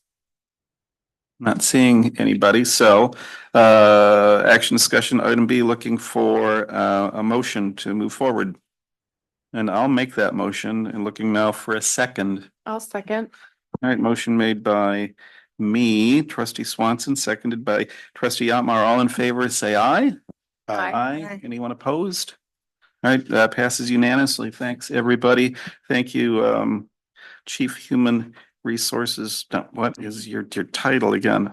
Is Chief Human that is a lot of words. Just Chief Rogaman. Thank you. Yeah. Okay. Thank you, Chief. Moving on to action discussion item C, MOU with CSEA. Just so many acronyms. MOU with CSA reclassification specialist for MOT. Thank you. Yes, there's a lot of acronyms. And we have even more for you. So this is a memorandum of understanding with the CSEA for the reclassification of the Administrative Assistant 5 to Administrative Specialist for Maintenance Operations and Transportation. Currently, the Admin Assistant 5 role not only has the administrative support of the Director of MOT built into it, but it also has a myriad of transportation duties that are better identified under a transportation specialist, which you're going to see coming in the next item. So what this reclassification does is it puts the administrative specialist for maintenance operations and transportation on kind of a same level as the administrative specialists that are currently serving the executive director of educational services and our executive director of student services. So instead of being an admin assistant 1, 2, 3, 4, or 5, this is going to elevate the position to an administrative specialist, which is going to result in a slight increase in what the compensation is going to be, because they're going to move from a range of 39 on the classified salary schedule to a range 40 on the classified salary schedule. You'll get a good idea of what, the job duties are going to be when you look at the job description that follows that memorandum of understanding. Be happy to entertain any questions at this time. Okay, great. Thank you for that. Let's first go to public comment. Anybody, not seeing anybody online? Anybody in the room? Not seeing anyone. Bless you. And going to the board. Board, any comments? Seeing, all right, seeing no comments, let's move ahead. Do we have a motion on item C? I'll make a motion to approve the MOU with CSCA and its acronyms. Do we have a second? I'll second. All right, great. Thank you. We have a motion from trustee Dr. Hazen, a second from trustee Otmar. All in favor, say aye. Aye. Anyone opposed? Hearing no one, passes unanimously. Thank you, everybody. Thank you for the presentation, Chief. And while you're still up there, I believe the next one is you as well. MOU with CSEA, reclassification of another position. It's all yours. Correct. This is a reclassification of the transportation foreman position to a transportation specialist. This is one of our job descriptions that was in need of an update so that it could bring into the description many of the responsibilities that a transportation specialist should have and be able to provide to our district. We also were looking to get rid of the antiquated language of the position being called a foreman so that we could call this the transportation specialist. We worked closely once again with CSEA to draft this job description. In both cases, we presented a job description to CSEA. They offered edits and comments. Then we would respond with edits and comments as well. And I just wanted to compliment the CSEA team, the President Leslie Turnello, who is just down the hall from us here, as well as the regional rep Sarah Herrera for not only the cooperation but the efficiency with which they work through this process. When you can have a good working relationship with your unit, then you're able to accomplish a lot more. And this is another example of that. There is not going to be a compensation difference in this. The pay is going to remain the same at a range of 42 for the transportation specialist. Great. All right, thank you. First, go to public comment. Anybody in the room with comment on this particular item? Seeing no one, and it looks like no one else online. So let's go to the board.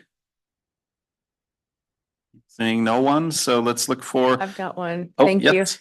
Thank you for updating the job description. That's pretty antiquated. Yeah. Thanks for doing that. We hope to do more. Okay, so looking for a motion on item D. I will so move. And I'll second. All right, we have a motion from trustee Otmar, a second from trustee Dr. Hayes, and all in favor say aye. Aye. Anyone opposed? Hearing no opposition, passes unanimously. That is item D. Moving on now to Dr. Adamson with proposed board calendar. Yes, indeed. And I do not believe there are any changes since our last meeting. So I think all of the dates reflect our updates for the remainder of this year. So any comments or questions on any of them? Any public comment in the room on the proposed and unchanging board calendar? Seeing no one. Anybody online? Board. Okay. I just wanted to plug in one thing. I noticed that our special our special meeting for this month was still listed as TBD on this subject, but I think we have so the We will update actuals. that because it's the unaudited actuals and the GAN limit as well will both be on there. Yes, I will add that. And so I wasn't sure if, Good catch. I don't think we have a Thursday, October 24th agenda yet, but just making sure we update those as we go. So Indeed, yes. No, thank you for catching that. Yes, and So as we do have a Assistant change. Superintendent John said, this will be exciting stuff in his exact words. Okay, so we do have a change just to make sure we dot i's and cross our t's since there's a change. Any public comment on that change?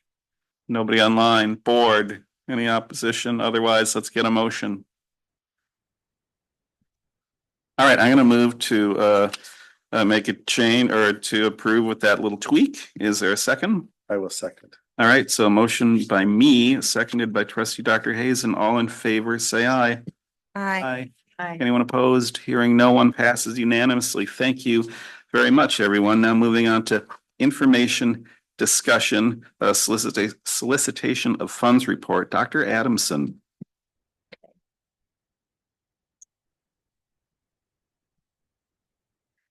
Oh, yes, this is an item I'm bringing forward to really ask for the board's approval specific to the solicitation of funds request.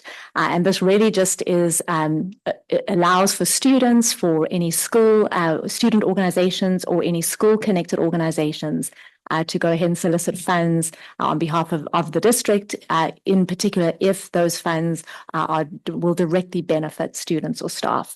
And so really we have a list of, it's really just for specific, fundraising opportunities that occurred in the for the 23-24 school year that we're bringing forward for your approval. Terrific. Thank you for that presentation. Going out to the public, any comment in the room? Seeing no one. Anyone online? No one online. Moving to the board comments. I just, point of order, you were saying that you're looking for approval, but it's. Oh, it's you're right. information It's information discussion. Thank you for that. Yes, That's okay. Thank you.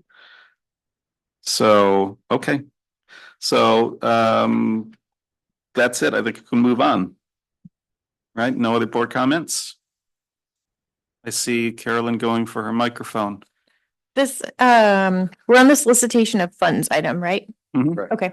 I'm just curious if maybe next time, I wasn't sure exactly what qualifies someone to have to kind of submit or report to this. So, in lieu of me going and hunting that down, will you tell me? Cause like, for example, I saw one PTA, but not other PTAs.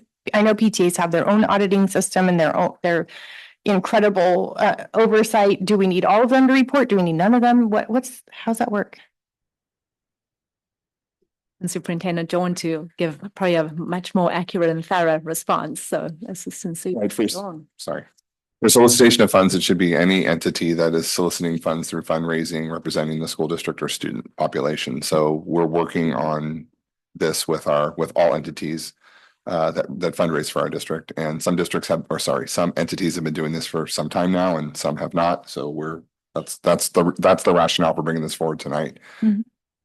Yeah, I've seen it before in packets, a couple years ago, but it had less folks in it. So I'm glad that's happening. And then kind of a nitty-gritty question. So folks who have gone through this process to solicit funds on behalf of our district, do they still need to say a disclaimer when they're raising funds that, we have that disclaimer that the district neither supports or endorses this entity? Is that still required? It is, and we review all of the marketing material that comes through the superintendent's office before they're able to post it. So, Okay. yes, So all entities should be adhering to that. correct. Okay, thank you. Have some public comment? Yes, Sally Richmond, Pacific Grove High School. I was surprised to hear there were only 4 groups listed. Can you confirm that the Breaker Bots was listed? Yeah, I think that's the question of whether the solicitation actually went forth or not. Well, right? we filled out all the paperwork and we supplied all the information, so I just want to confirm that we're there. Okay, there's an error then. I can give you the sheet. You can look at it. You can have, you sure? Do you want to see the 3? If it is missing on that, then we would definitely need to add it and bring it back maybe for the next meeting with a more thorough piece. And we could probably just even put that under consent at that point, but I am more concerned about the fact that, not that I'm missing, but it sounds like a lot of people are missing. Mm-hmm. Okay. So, do we have, what are folks working off of? Is this a policy, a procedure, kind of just verbal only right now? What is this? It's an administrative regulation Linked to what? Linked to which policy? I don't have it in front of me right now. I apologize. Will you email? Yeah, I will, absolutely. I think, yeah, and just in general, it's sounding like we'll put together a little bit more detailed information to provide to the board and then bring it back next month as well. Actually, I guess on the cover sheet, it does say 1321. Board policy and reg 1321. Yeah. Okay. You don't have to send it. I found it. Thank you. Okay. All right, anything else on this board? So that is information discussion only. We can move on now to info discussion item B. President Swanson? Yes. I'm not sure if the rest of the board would be in favor of the direction, but I would be interested in just having staff maybe take another look at this based on the feedback we've heard this evening and bring it back. We'll definitely be bringing it back for the next month, yes, if that's what the board would like, yes. And it sounds like, thank you for bringing that up too. So it's like, it sounds like, yeah, the general observation has been, it's like, well, where is everybody, right? Like a bunch of people are missing. Is it possible to take a look at who we had last year and reach out to those people and remind them that they need to do this? I think it's even less. Hmm? Yeah, the one I'm remembering was when I think I was still sitting in my car zooming into meetings. So it was a couple years back. Okay. And we didn't even have one for sure. Anyways, yeah, the list this is the most robust list I've seen so far. And it has 3 and then 1 later added. So. Okay. But my memory is goofy. I thought that one of our staff members had a twin and they don't have a twin. So I'm kind of, anyways. It's another story for another time. We will be bringing it back for sure, and along with more information for the board as well as to the process that we're following. Yes, indeed. And Linda, did you have something on this? Or you're on next? Oh, yes. Okay. All right. Oh, you're right. Yes. Okay.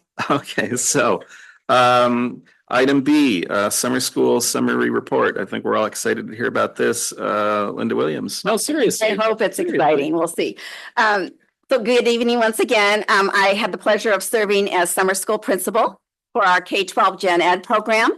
And you do have a summary report. And what we did is we just took a few nuggets from that summary report just to present tonight and to see if you had any questions or comments. So it was an 18-day program. So it was quick. It was the month of July. And so it went by very, very quickly. So in our Gen Ed program, we had 114 students, and you can kind of see where the numbers play out. In our primary reading program, we focused only on reading. When you only have 18 days and a few hours a day, you want to make sure you're really hitting very specific, targeted, individualized kind of programs. And so we had 37 students in the primary reading program. We did bring back the K-5 ELD program, and we had 19 students in that program. And our middle school and high school is a credit recovery program. And there were 58 students between the two schools for students wishing to recover Fs that they had gotten in the previous year and make up credits so they could move on to the next course in that series or to go from 7th to 8th grade.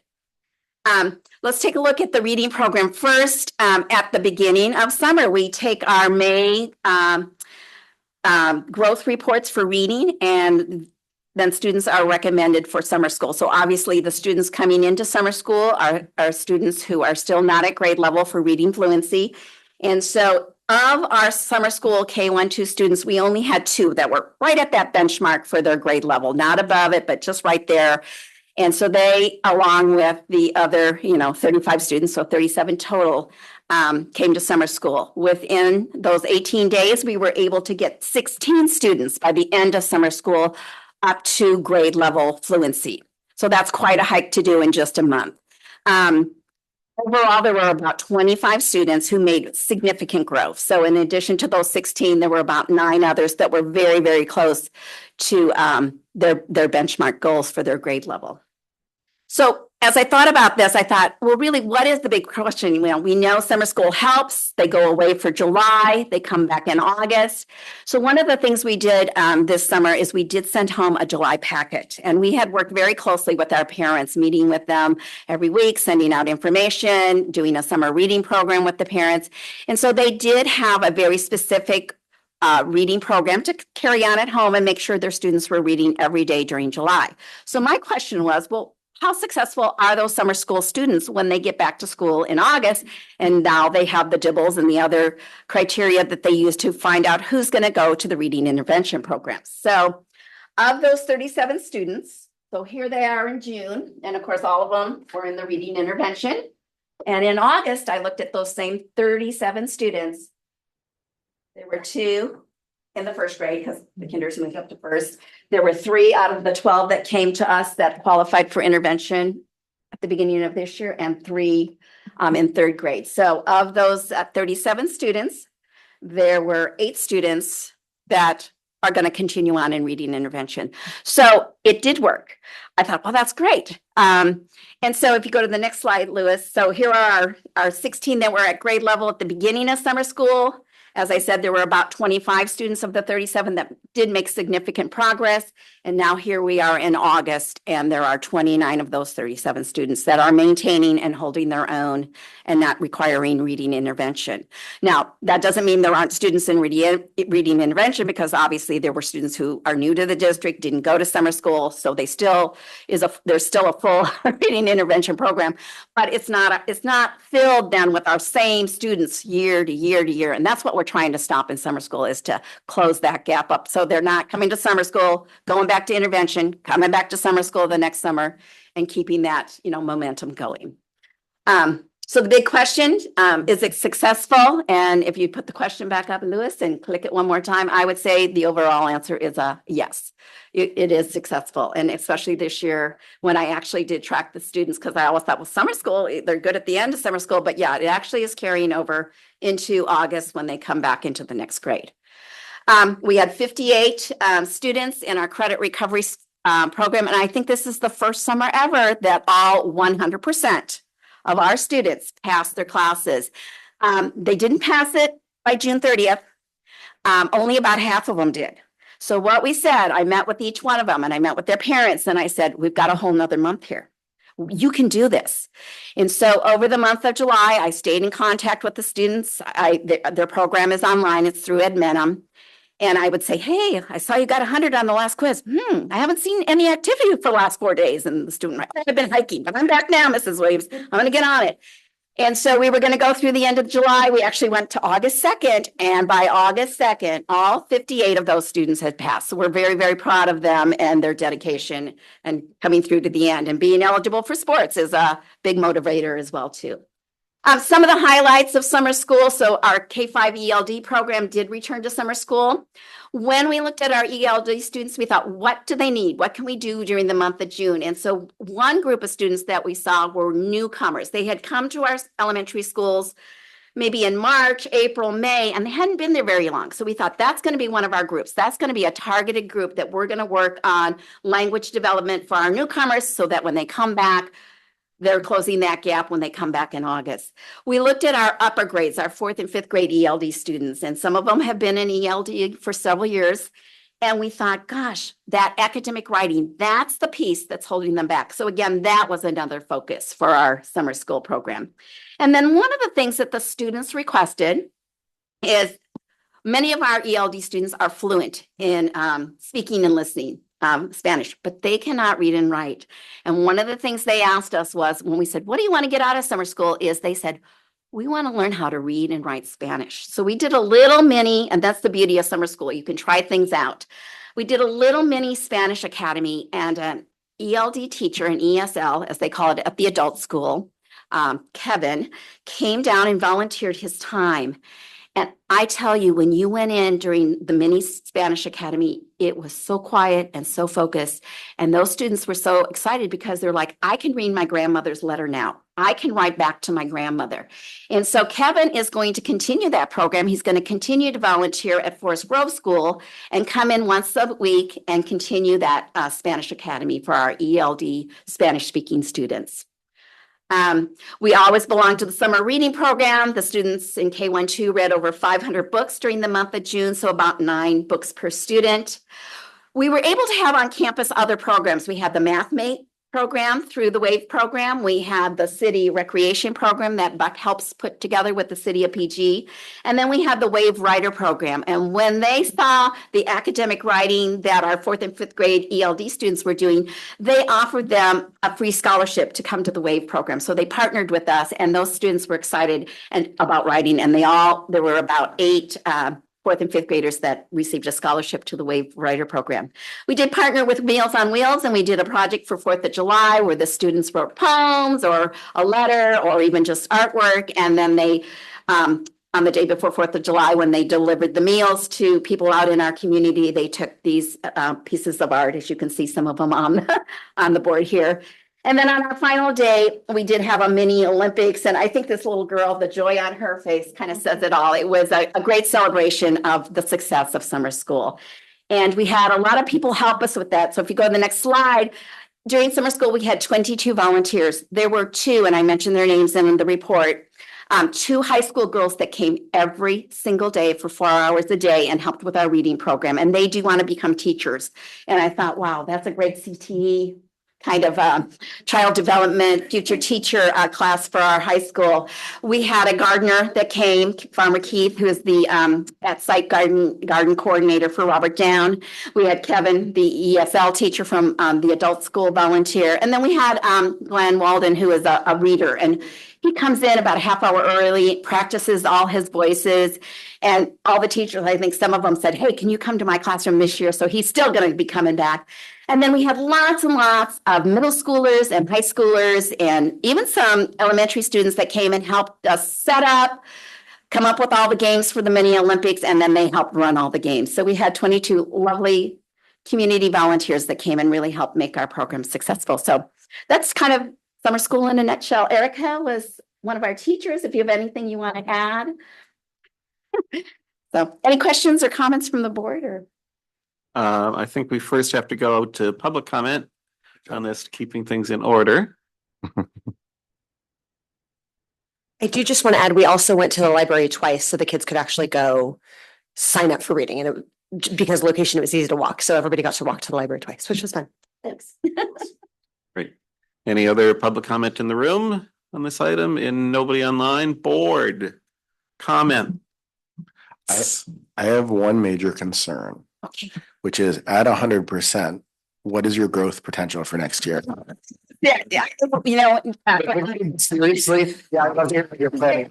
person, when I met with the middle school and high school, we were at 98% last year, which was very good. And the one student that didn't make it was because of, health reasons, and it just didn't work out for her. I said, oh my God, can we do 100? And we're like, yeah, we can.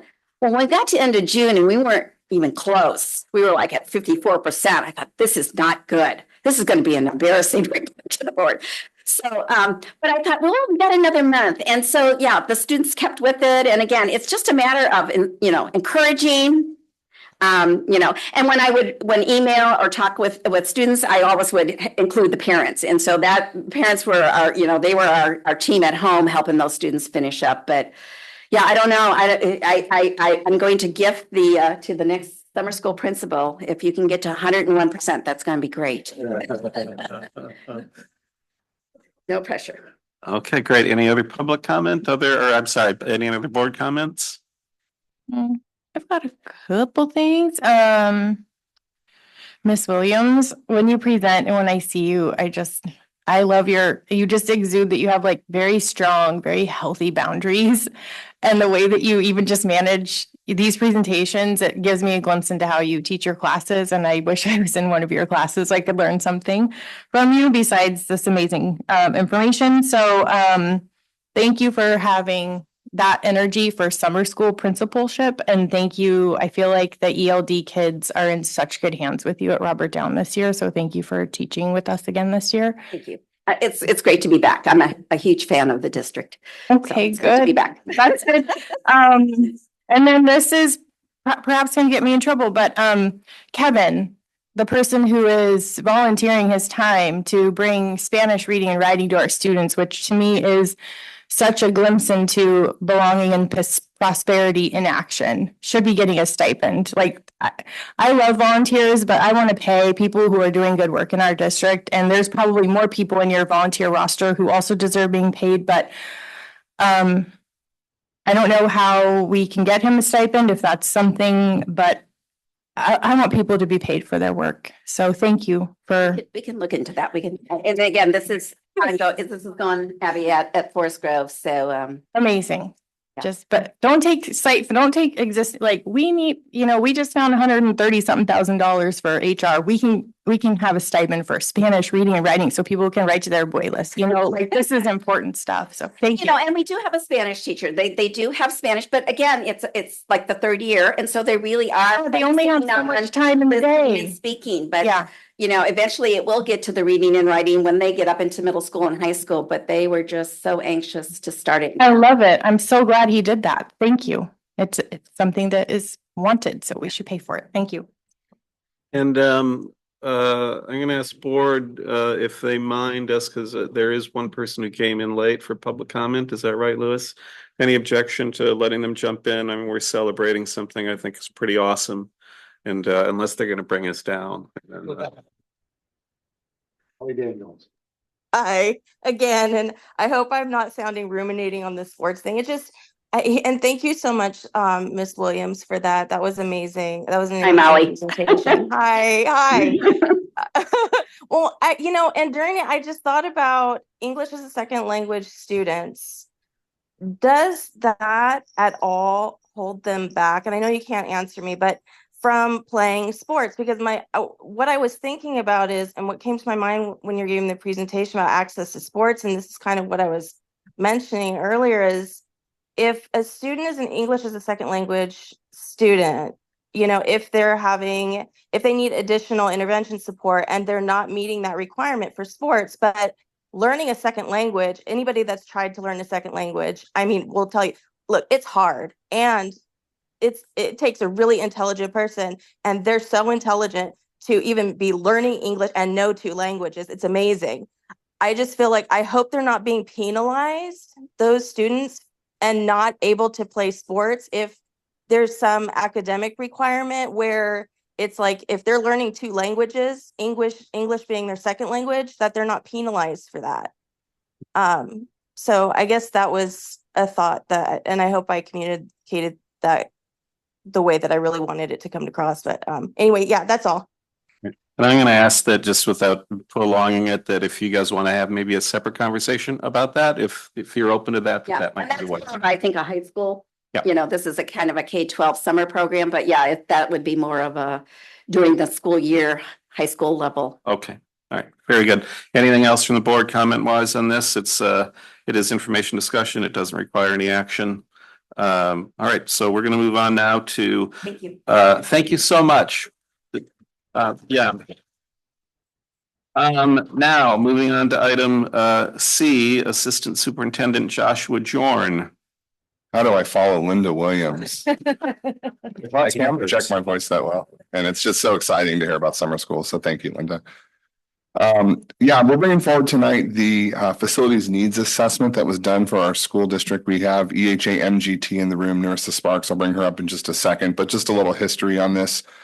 Back in 2009, the school district went through a facilities master planning process that was the impetus, I believe, it's for the Measure D passage in 2020, although it is a bit dated for the passage of a Measure D in 2020.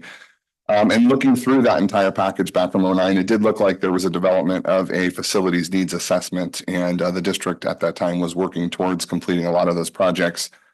With the movement forward with bringing Measure B to the ballot, there was definitely something needed that was more updated than 2009 to tell the state of our district. And that is what a needs assessment would do. And that's normally the first part of a facilities master plan. And again, I don't want to steal the thunder of our presenters tonight, but just a little back history on this and how important it is for us to have that needs assessment done prior to walking into a facilities master planning process and programming, because it really does establish kind of a baseline for the school district, where the school district facilities stand, without getting too far into where the school district facilities would like to go associated with educational programming. So with that, I would like to bring forward Narissa Sparks. She is going to go through the facilities needs assessment that was done for our school district, all sites.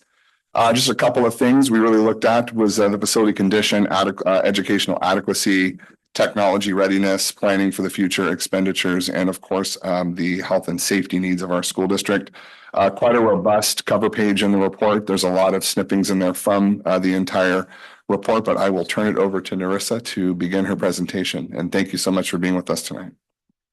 Thank you. I'm Narissa Sparks, MGT, and give me 1 second to get this going correctly here. Let's see, slideshow.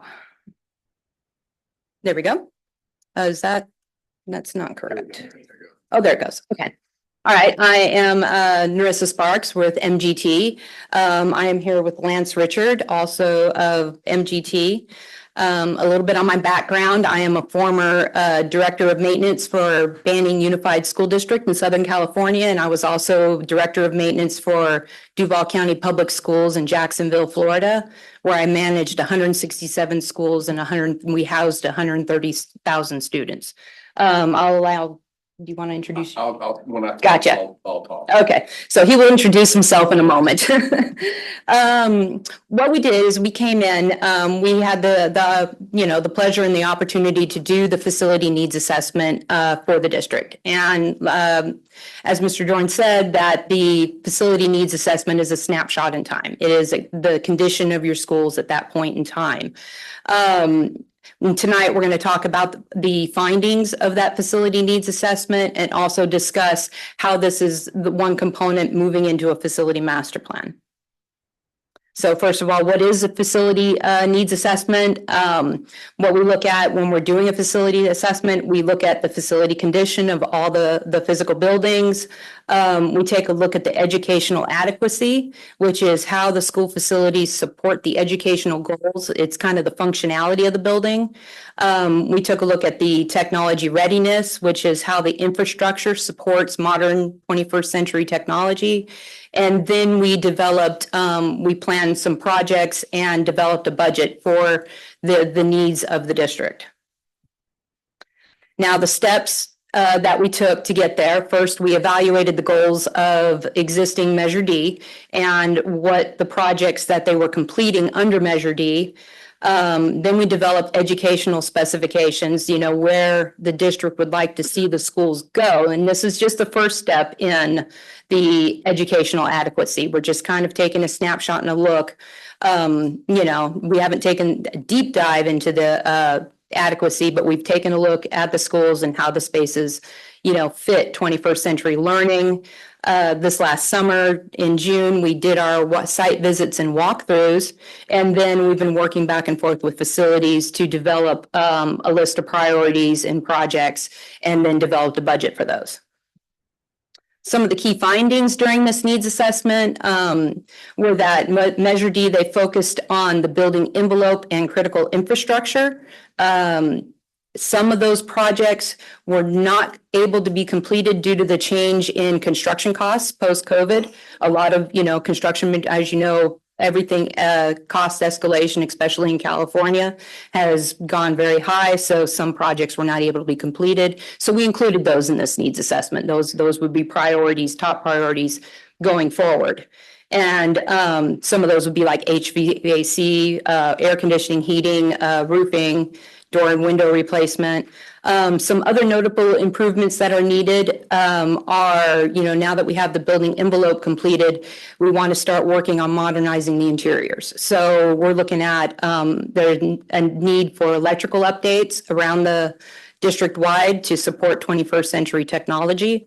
Some ADA updates, modernization of classrooms, the multi-purpose rooms, auditoriums, libraries. Just to bring everything up, not only bring up the finishes to modern standards, but also bring up the functionality.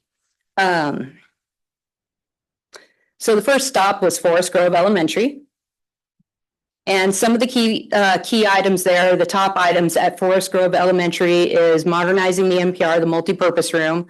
It needs new finishes and improvements to the performance area, classroom modernization where we'll do new finishes, furnish it with flexible furniture, new casework, of course, electrical upgrades, and then building in flexible learning spaces, like modernizing the media center and creating STEM maker spaces and outdoor classroom spaces. And when we built our budget, we kind of, everything's categorized into 5 categories. We have health and safety, modernization, which is the improvement of those classroom interiors or the interior spaces, educational adequacy, which is bringing everything up to 21st century standards, site and infrastructure, that would be, you know, your electrical, your roofing, your building envelope, and then any new construction. And as an example, for Forest Grove, there are portable classrooms or relocatable classrooms that are due to be replaced. So that would be under the new construction.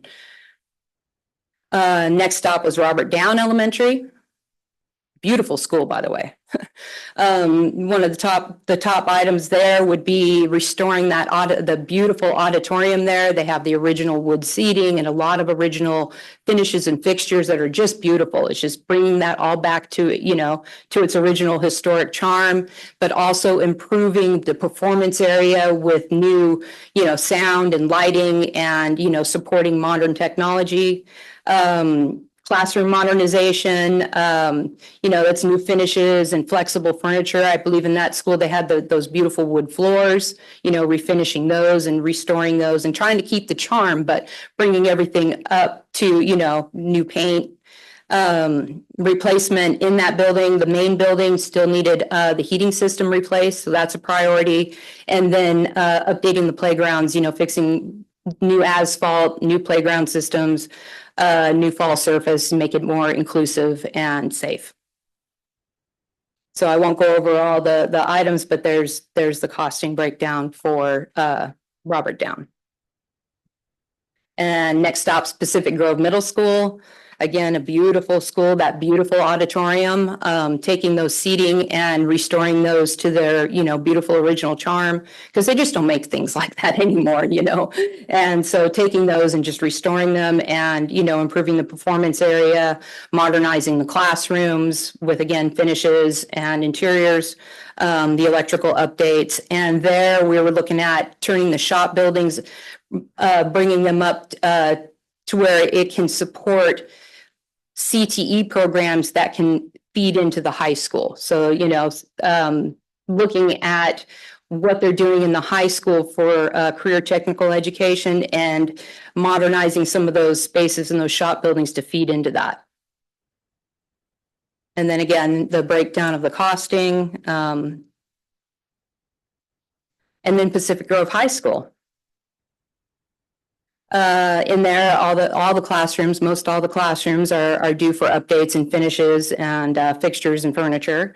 The entire school needs new windows for, you know, energy efficiency, and, you know, they're a little dated, so instead of repairing them, we need to replace those. Again, electrical upgrades, and then replacement of the heating system in the main building.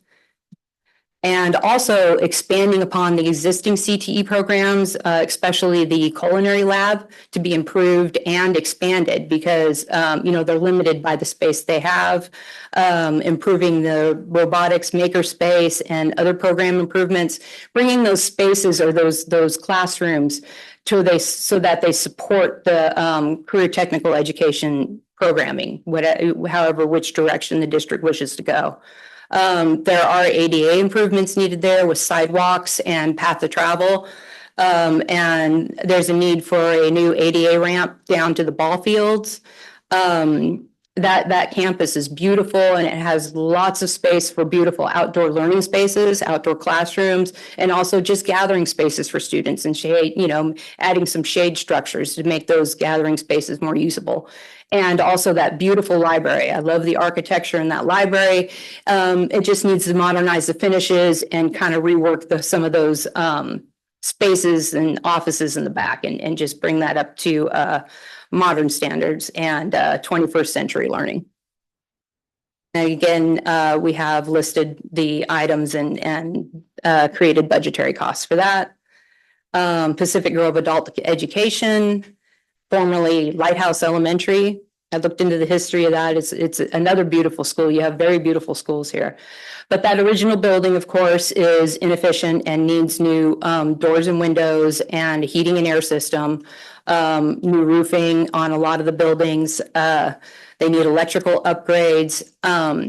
as part of Measure D, the nursing annex, the one building is going to go away, but as part of this needs assessment is a replacement of classrooms there for the preschool program.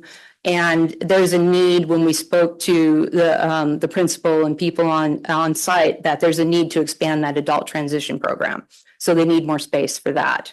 When we broke out the budgetary costs for this, we kind of gave it two options. One was to modernize that new building, but if there, comes barriers to that, we also presented an option of new construction to replace that building. So we have two components to that. The total cost at the end does include only the modernization cost. The option 2 was just an option. And then the option 2 was replacement of the main building.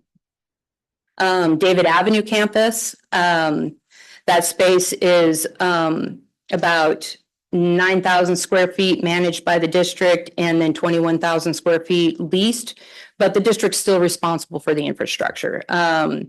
So on that campus, replacement of the windows and doors and roofing projects are needed. Classroom modernization in the district managed spaces, from what I understand, Monterey Bay Charter does do their own interiors, but updating the community day school classrooms so that way it supports more of the CTE programming. And of course, again, electrical upgrades to support modern technology. And we have costing on that.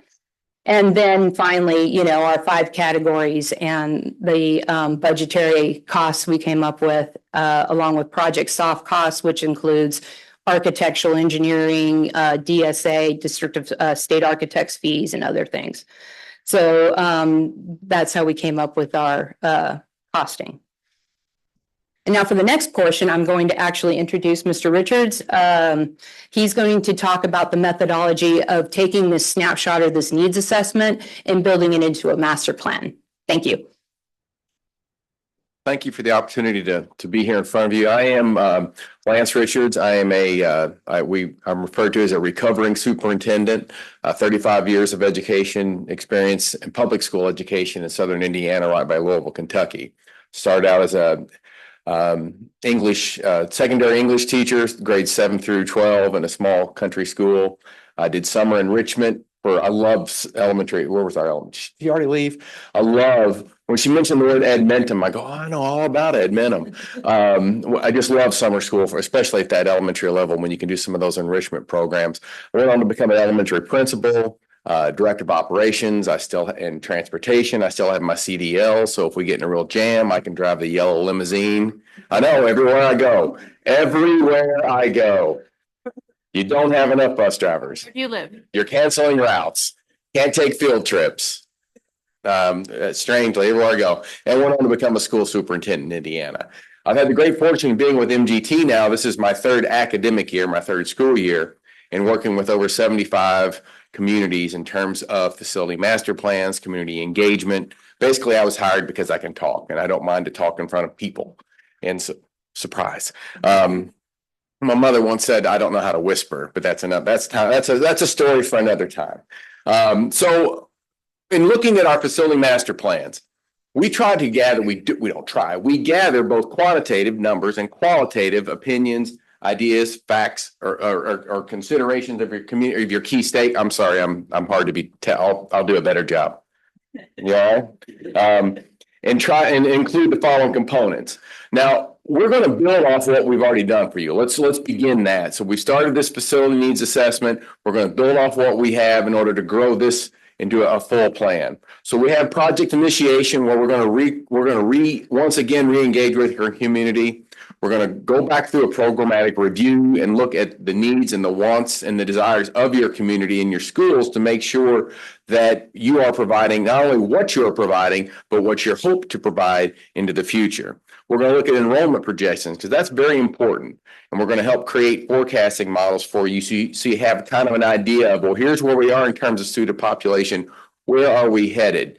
Because what we know right now is that, birth rates, delayed childbirth, all of those things are impacting school and school enrollments. And whether or not you can bring in, this is a pretty well built out community. There's not a lot of space here for additional development and parcels and that kind of thing. And how all of those things weigh into schools as you go forward and the students that you serve. Then you're going to look at your facilities. We're going to revisit all of those and look at your capacities, your utilizations, couple those with the facility assessments and build off of what we've done. And the reason I'm here, and one of the reasons I think that this is a very important process, is that community engagement. So again, and I kind of talked through my notes already, but reestablish those lines of communication, look at the established facility standards, and again, on suitability and programmatic review, it's not what your buildings are, it's what you aspire for them to be. And so everywhere I go, we're having conversations about STEM or STEAM. We're having conversations about CTE. We're having conversations about graduation pathways and making sure that as students come out of your school district, they have the tools or the skills or in a position to obtain the tools or skills in order to have a successful life. Because we all know that, that they're not only going to have probably one, but probably two, but maybe three or possibly four different positions and jobs as they move forward, and being able to learn and adapt and grow into those new positions is very important for them. Enrollment projections, we talked about capacity and utilization. One other thing about capacity and utilization. Capacity, if you have some old timers in your community and you built this high school, and then when they built the high school, it's supposed to hold, I'll make up a number, 2,000 students. And now we deliver numbers saying, well, that's building only houses 1,700. What happened? Well, many times capacity is kind of a choice of program. It's a choice of how you utilize those facilities and the programs you provide within those. So if you start building out CTE spaces for nursing or emergency management, all these other things, you're taking square footage offline potentially. If you grow your exceptional learner programs or your special needs programs, you are then, you're going from classrooms of potentially 24 or 25 down to classrooms of eight or 10. So all of these things come into play. Many of the buildings that we built in the 60s and 70s and early 80s were basically big warehouses for children that we chunked off into these 25 by 25 or 30 by 30 spaces. And now that we provide, counseling services, speech, OT, PT, all of these people, all those places and those programs have to have square footage, and those things impact. So those are part of the programmatic conversations that we have with district officials and school administrators. One of the things that we will, when we get into this process and we're looking at your educational suitability and functionality, is with that time frame that we had for the needs assessment, we didn't have time really, and there were spaces in which we didn't have access because there was a lot of construction and things going on, and we didn't really get to dive deep with your building level administrators and looking at the programs and the needs and desires of those specific school communities. We'll also, again, revisit your ground conditions. We'll revisit in a more in-depth manner your technology readiness. Now, we're not getting into what kind of routers you have and that kind of thing. We're getting into that overview of, do teachers have what they need to be successful as teachers in the classroom? And do students have what they need to be successful as students in your school communities? And when they turn the button on, does it work? Because at the end of the day, that's what's most important to a teacher in a classroom. I'll always remember the day when we walked in and you turn that all on and nothing's there. And we're all tap dancing at that point, trying to make it work. And technology's gone beyond just being an additional tool. It is the tool in the classroom. And so it's very important that when you come into a building, it works. And based on what we've already seen in your community, we feel in your school community, we know that's the case. So one of the best things I think as a former school superintendent and what we do and the information that we provide is that we're able to take what is a very complicated and a very detailed report, and we're able to kind of boil that down so that you as school officials, you as folks that are interested in your schools, can have what I call the elevator speech, so that you can explain to people the needs of the community. So when we're looking, we have a software called Basis, and we run everything through this, and it generates basically much like you had in school, 60, 70, 80, 90% scale. and it's color coded and it's for quick reference. You got your building condition scores, your suitability, tech readiness, ground condition, and then we weight those into a combined score so that folks can do a quick reference of, okay, you know, in this particular case, we're looking at the schools that are presented here. Holman's got some particular challenges here on this particular board. Okay. And so it's important that people have clear and concise information and information that they can process and they can explain. And if you need more detail, if people want more information, then they can come for that. And so not only are you in presenting this information to you as district officials and leaders within your community, when we present this in your community, it's our hope that those folks go out and become ambassadors for your community, explaining the needs. Because in California, you got to bring this information back around in order to get that funding. It's not a complicated process necessarily, but it's a very deliberate process in order for you to be able to get the funds you need to maintain your facilities. And so we do, I will say this, not to brag, we do a good job of making it understandable for your community. And so why I'm here is community engagement. We have very active community engagement. We will take all the information we bring here. We will share it with your community. It will be the same information you have. And this is also very important. Your community will get this before you've made any final decision. The important part of our community engagement is making sure that it helps to inform the decisions you're going to be making about your school community. And we can do this in a variety of ways. I've been in rooms of 600 or more people in presenting this information. And we can also then meet in small groups and with key stakeholder groups, PTO folks and that kind of thing. We can do a lot of times we'll meet with your class. You call them classified personnel. Sometimes we'll meet with classified personnel as a separate group, teacher groups as a certain group, depending on how we want to structure that. And we'll partner in that. I want to stress that this is a partnership when we go into this process, and what your past successes are in terms of how you've conducted community engagement and what successes we found in those areas.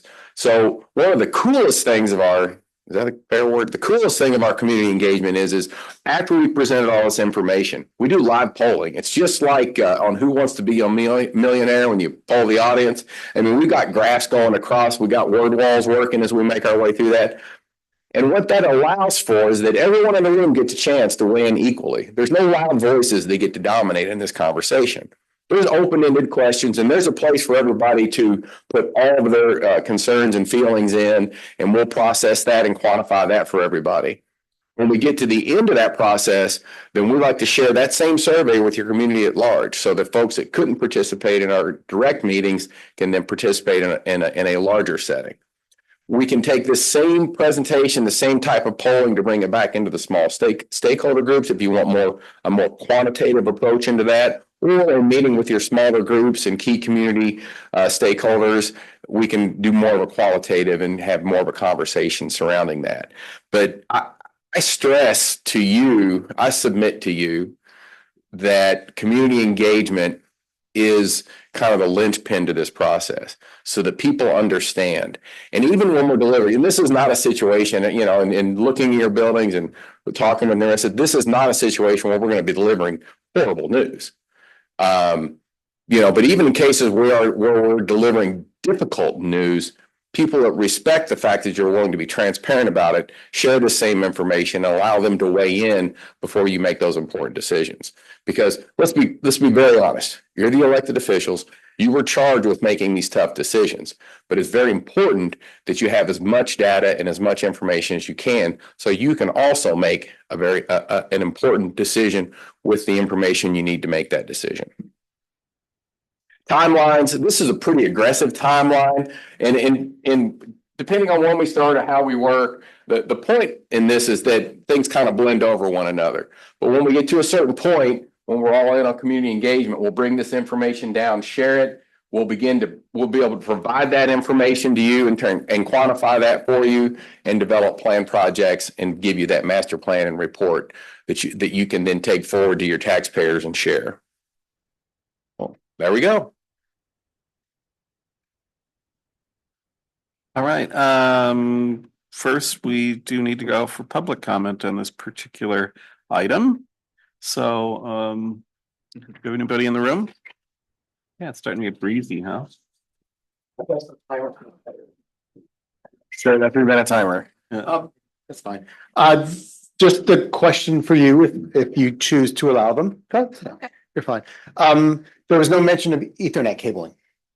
You had power, improvements, and being the IT person. Right. It's always been later on. I just want to make sure it's in the plan somewhere. That's it.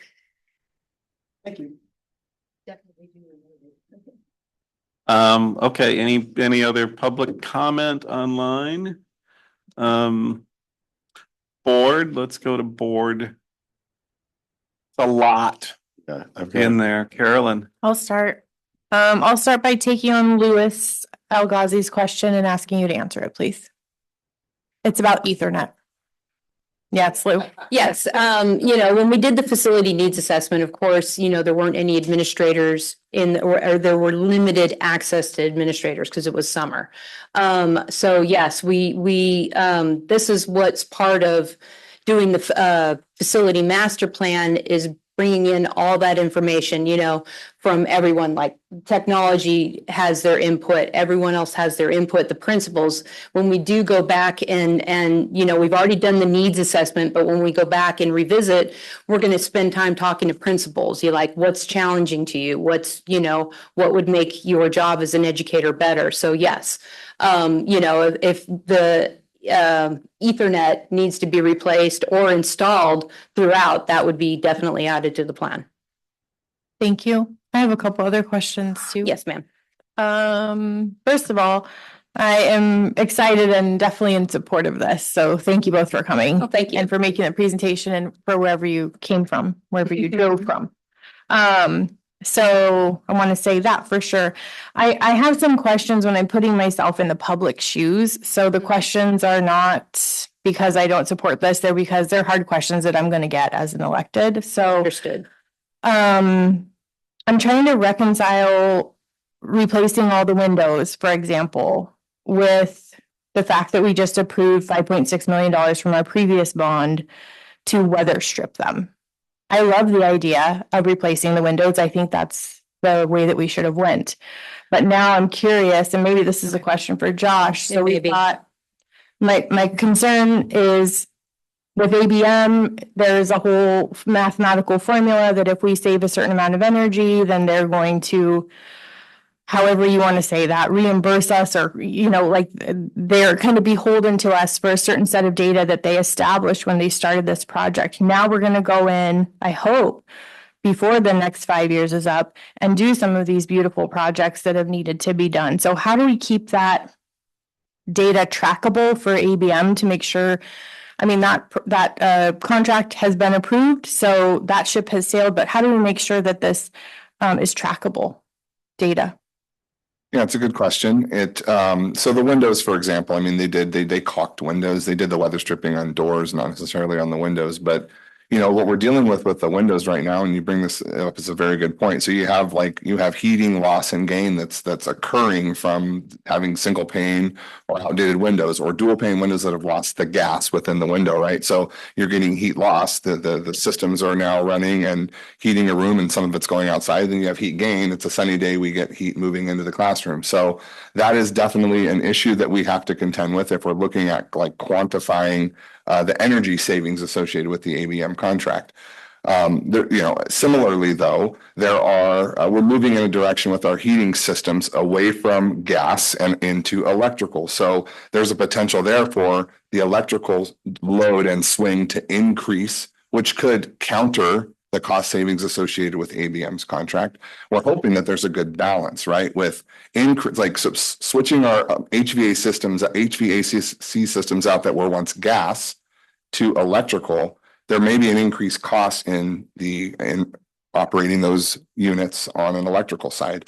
But we're hoping that there's an offset in installing dual pane brand new windows, just one example. So how do we track that? If we're now adding, it's no longer, to me, it's, we don't really have a controls group anymore, right? We're changing it. We're going to be improving, like you said, and perhaps, creating scenarios where we use more gas or less electric, vice versa. But how are we going to track that for ABM to prove that we have energy savings from them and not from this? Right. And as I kind of alluded to, I'm actually more concerned I'm more concerned about the upward tick of costs for the district, which do counter the energy savings associated with ABM, because with increased potential capacity, increased growth in educational programming, we're adding new things. We're talking about outdoor spaces. We're talking about adding electrical. That actually counters the narrative with ABM, which is to save energy. So that's actually an issue that we're going to have to contend with ABM Solutions, because they built a baseline energy savings. We're in a 4217 agreement. I don't think I spoke to Narissa about this, but they built an energy savings agreement for the district with a baseline of usage. And there's a potential for an uptick in usage because of the change in systems. We're trying to counter that with building envelope systems being upgraded as well to potentially neutralize that impact. I mean, tracking it is a question I'm not able to answer right now, but I think we're trying to neutralize the impact. Thank you for that. Yeah. I would love to, when you have circled back with ABM, I'm very interested to know how they feel about that and how we're going to track that. So thank you. Moving on to my other question. So it sounds like, and again, these are questions I can imagine coming from the public. So it sounds to me like programming considerations, for example, having like all of our preschools in one place, et cetera, that comes later, right? Like this is just building facilities, your first blush of looking at the information. Later with the community input, we're going to be able to get input from a variety of folks, right? Correct. Yeah. Okay. Basically, we've taken a snapshot of the condition of the buildings the way they were this summer. So, and again, even with the windows, all these systems have a finite life. So what we're looking at is windows that are as old as the building. So, and when you're building this plan, when you're working through the facility master plan, you also have a timeline for projects. So these window projects could be planned out, on year 5. So you do have that time, you could plan projects accordingly where you have them in year 5 and you still have that energy. I'm not sure the terms of the contract. You still have some time period to meet the terms of that contract too. Thank you. The last one, so our bond extension, which is now called Measure B, is for $78 million. Yes. I could see the public looking at this and saying, well, it's 51.4 million that you need, not 78. So how do we explain that to the public? Right. So again, as Narissa mentioned, it's a snapshot in time of kind of bringing the district's facilities up to baseline standards. There are some modernization and new construction components mentioned in this facilities needs assessment, but we haven't done any of the educational programming deep dive yet for expansion of facilities. Like we weren't quantifying, I'll just throw out an example. We weren't quantifying the cost of maybe, building out a bigger robotics maker space. We're just talking about modernizing the existing, but there may be an appetite from our community through the community engagement sessions that's a component that we want to focus on, expansion of program. So there's increased costs associated with expansion of program, which comes with expansion of facilities. Also, the longer this process takes, the more it costs. We talked about last time, we brought this forward around a 20% cost escalator, right? So we're dealing with cost escalation as well as increased programmatic changes. So there's a lot involved as well. We're also looking to go to the state for additional money as well, which could potentially build up even higher coffers than we're talking about associated with $78 million. But there's also a waiting time associated with that, right? I mean, we all know that there's a measure on the ballot right now at the state for a statewide bond. We're not sure if it passes. If it does pass and we try to fund projects through the state, it could be a 6 to 7, or at the county office, I waited 10 years to receive those funds, which would delay our progress. There's a lot of components going into this and factors that are contained within, but what I think that the biggest and the best way to answer this is we haven't really dove deep into educational programmatic growth yet. It's just a snapshot in time. What do our facilities need to be at a baseline? And then what do we need to do with our facilities to grow?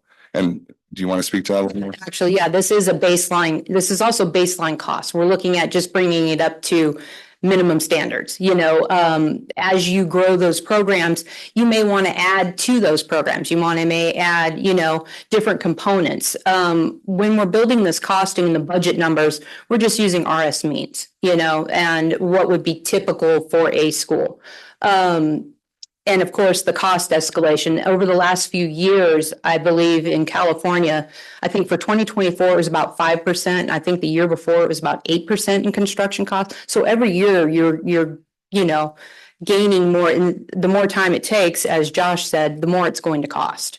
And this is just a snapshot of what it would be to do, the baseline, the carpet tiles, maybe you want to go to LVT because it will last longer. It will give you a better longevity, but those decisions have not been made. We're just kind of giving a snapshot of where we need to be. Thank you, Ms. Sparks. That's all I have. Josh, I had one more thing, I think. Just one more comment. So the district's moving forward potentially with a $78 million bond, but you remember that we may not authorize all 78 million either, right? That's a good thing to bring up right now, that these are series releases that the district would release. So if the district was able to carry out the full facilities master plan, which we don't have in front of us yet, and it costs the district much less than $78 million, we wouldn't authorize those additional series for that for anything in or above that amount. I just wanted to be clear about that. So you're saying that whatever dollar amount is generated from this final facilities master plan that incorporates the facilities needs assessment in it, is what we're going to use for Measure B and nothing further. That's not what I'm saying. I'm saying that we have access to $78 million. And the question was whether or not, if we had 51 million right now in a needs assessment, and let's say it escalated through a facilities master plan to 65 million. The district only releases each series that it needs to meet the needs of the district facilities master plan. So, I mean, I believe we are all of the impression that the district facilities master plan, which has not yet been quantified, far exceeds the 51 million and most likely far exceeds 78 million. That's why we're applying for state matching funds. But I just wanted to be clear, we don't have to access all of the funds through Measure B if the district meets its needs at a lesser amount. I don't think I'll be incorporating that when I talk to the public, but thank you for that point. Move on our way down. Shall I? Yes, Okay. please. Thank you for your questions because it answered a couple of things. I was curious about just the baseline and what we're working with. So when we're out talking to the public and they're like, well, what about this or what about that? We can say like, your voice hasn't been brought into this conversation yet. And there probably will be additional projects that come. Like I think of my high school student on my street who's always asking about lockers and like the lockers at the high school and just kind of the datedness. So just other ideas that will probably come out of this, and also an opportunity to plan long-term, which I think as a board, we've talked about that being a priority. I think I view this as phase one and I'm really in support of it. And I realize that this may not be a straight line of what we think we need today is going to be what we find out we need tomorrow. So thank you for being here and for the presentation. I felt it was thorough and clear and valuable for me. And it's an info item. So that's all. Thank you very much. Let's see more. Thank you for the presentation, both of you. And as I was listening, my thought process was throughout the whole thing is this is kind of step one. Correct. An entire journey. And we're dealing with some pretty old buildings. And yes, we all know that once you start digging into old buildings, more stuff comes up. So I would anticipate that our baseline snapshot is just that. So, but thank you so much for this. And I'm excited and I can't wait to see where this goes. So thank you so much for being here. Yeah, just to follow on that point, because I think Trustee Swanson, the point about what the maximum might be is an important one, but I do think it, as was brought up, there is, as we've seen with Measure D, new things do arise, right? Like when there's other just wear and tear. And what I'm excited about this bond is that the facilities expansion, which is again not covered at all in this 51 million. So I think we'd be doing a huge disservice by telling the public we're only going to do 51 million to get us up to baseline when we've been selling this bond as a potential modernization and, upgrade to our facilities potentially. Did you want to comment on that? Because I know there's our chance to chat about it. So yeah, that's not what I was saying. Okay. I was just saying that a member of the public seeing this first phase even though the cover sheet says essentially it's the first phase and you've said in your timeline, but I know Yeah, that's fair. there are members of the public, members of the media who will say there is $51.4 million right here and this district's going after 78. So why? And so I wanted to have a really good response for that. And I do. I'm going to say that this is minimum standards. This is a snapshot. Correct. We have not incorporated public engagement, even really staff engagement levels at this point. And so this is a starting ground. Yep, very well said. My next, one thing I noticed is that the district office wasn't included at all in this snapshot. We did do assessment of the district office.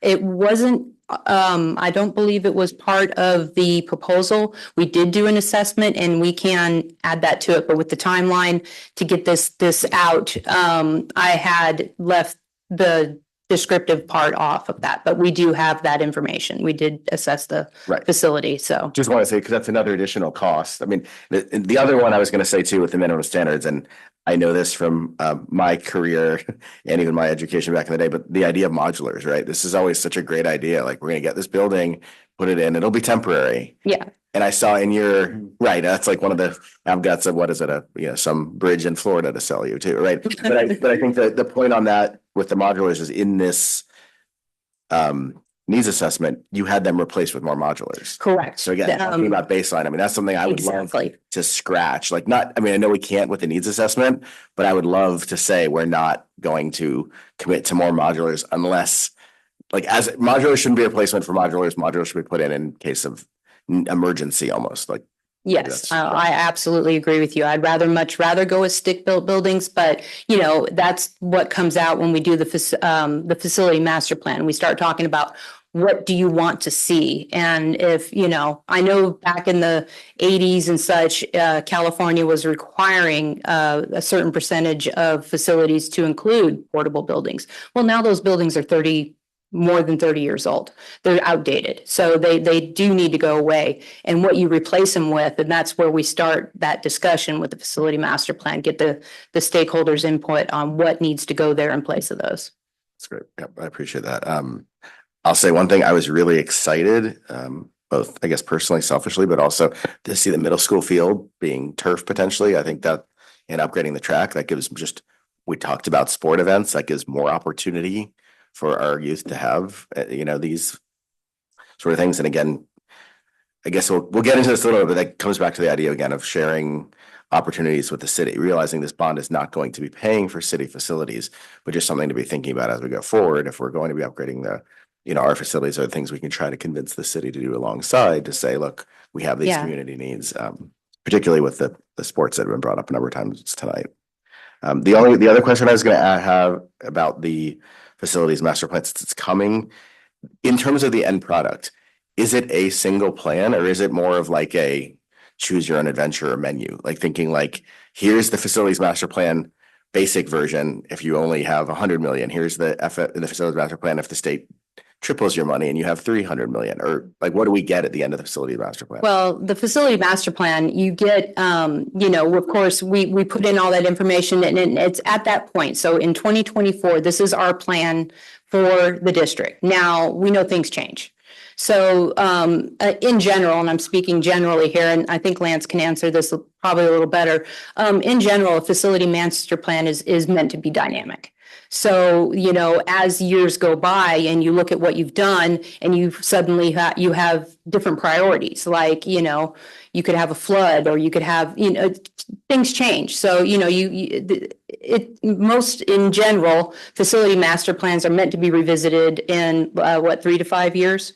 That's revisited. And then, we can take that facility master plan we already did and just revisit it. And we do that often. I believe Lance is working on a couple right now that we have done that, where we go back into like Atlanta Public Schools and we take what we did, reevaluate, and then put back out, what the new priorities are. Okay. And this might be a little too nuts and boltsy, but you brought up another question. Is that update the same cost usually as the facilities, the original, or do you have some cost savings having one in place? I guess that 3 to 5 years, it might help. Do you mind using the microphone? Sorry. No, here you go.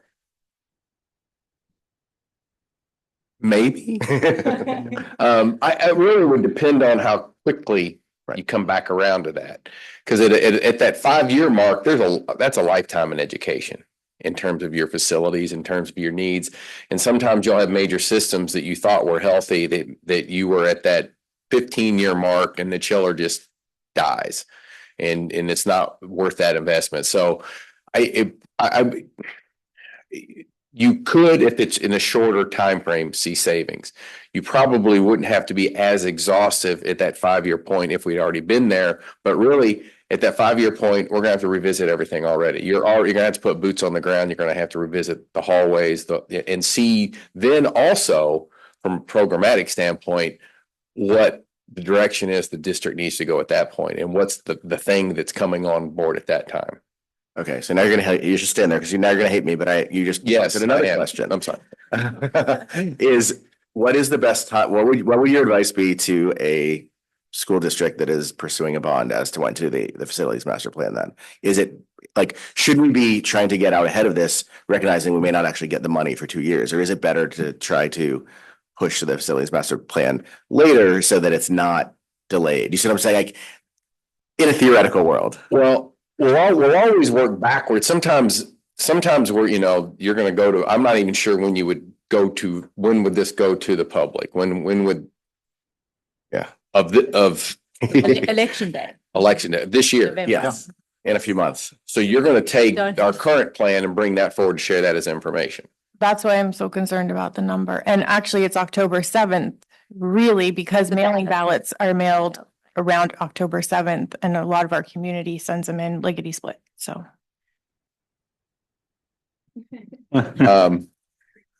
Can I just speak to that very quickly? I think, the way this was presented when, I know even for the board, when you had to make that decision, whether you were even going to, approve having it added to the ballot. At that point, we were very transparent with our community in the sense that, look, time was not on our side. If this was coming forward next year in November, great, right? We'd have the time to go ahead and put together a whole, master facilities plan.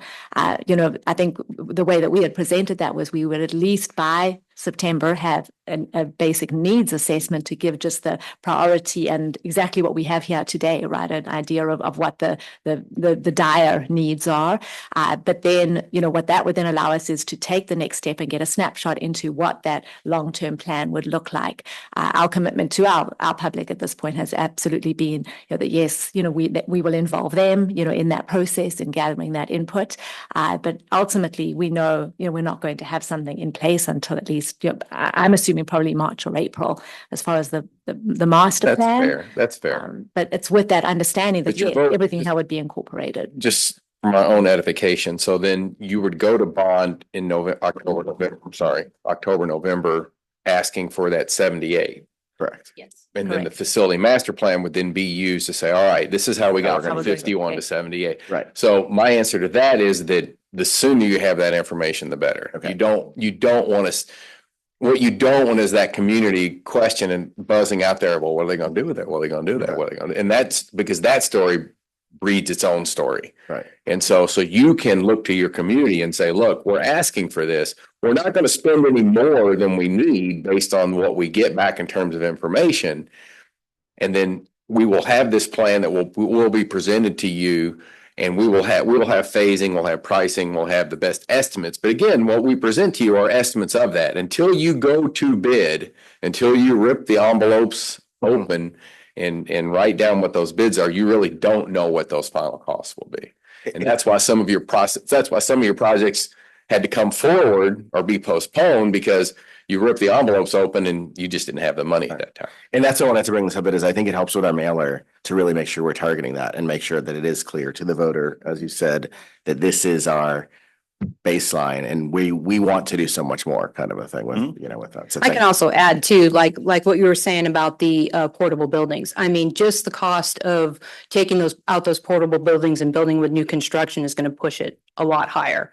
Lockers, like you said, these things that will come out in the community, we're actually leaving space for those items, to come out as we build that facility master plan and come up to the cost and may even exceed the cost. So especially when you start putting the plan together in, year one, year two, year three, you're going to add escalation to that too. So when you see the costing, it shows that escalation for each year, you're gonna come past that 78, likely.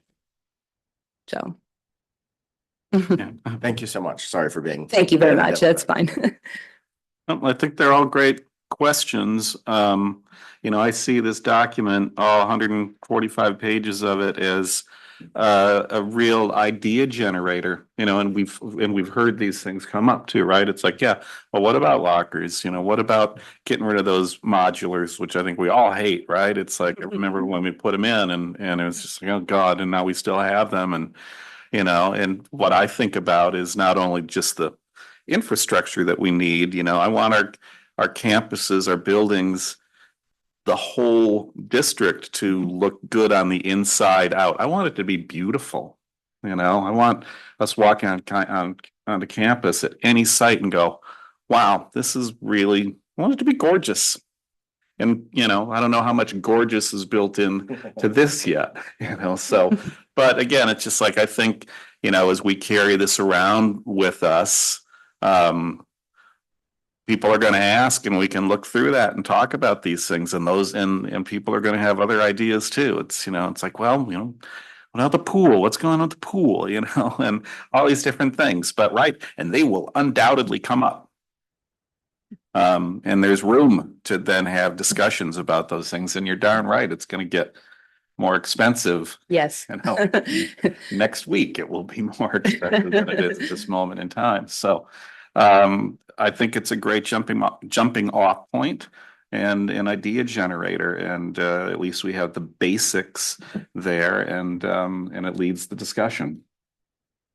So that's all I've got. Board, anything else? Superintendent Adamson, are you looking for direction of any kind from the board this evening? We are. The proposal that we have before you is we really are needing to select a company as well who's going to move forward with doing the facility master's plan. And it is our proposal that, yes, we have, and oh my gosh, the name of your company, thank you, would be that is our suggestion. And so we're asking for approval from the board on that as a vote. For direction to bring back the contract? We're not actually making an action. Just That's what I wanted to clarify. Yeah, just that we'll direct you to bring back a contract. That for is the exactly what we're looking facilities for. Yes, master indeed. plan. Thank you for that. Okay, cool. Yeah. I think we're on the same page now. When do you think we would see that contract come back? Yeah. That's not. Mhm. Haven't discussed that, but yeah, we will, it shouldn't take very long. And this is obviously not us. Yeah, we'd like to bring something back to our October meeting if possible. Okay. Great. All right, board, anything else? Where'd y'all come from? I am from Southern Indiana. Louisville is my car's parked at the Louisville airport. Oh, okay. I was like, you're not driving back tonight, I hope. Oh, no. But we are getting up at. Florida. Oh, okay. Oh, that's, We're gonna be leaving the hotel at 3:30 in the morning. yeah, those coast to coast flights, those are brutal. So, okay, well, unless there's anything else, thank you so much. Thank you very much for having us. Really appreciate that. And I expect we'll see you again. So thank you. Okay. Thank you. All right, so moving on now to information discussion, item D, curriculum planning and mapping. Dr. Hagquist, you're up. Can we have a break, Brian? Oh, yeah. Is that okay? Like Yeah. 5 minutes? Everybody okay? Take a fiver? Can you do that? Yeah, Yep. and then what do we estimate the remaining time for item D? Can I My ask? presentation will be about 9 minutes, and then Anna's going to speak for about 2 minutes. Okay, So, so we have time for a 5-minute break. yeah. Okay, great. Thank you.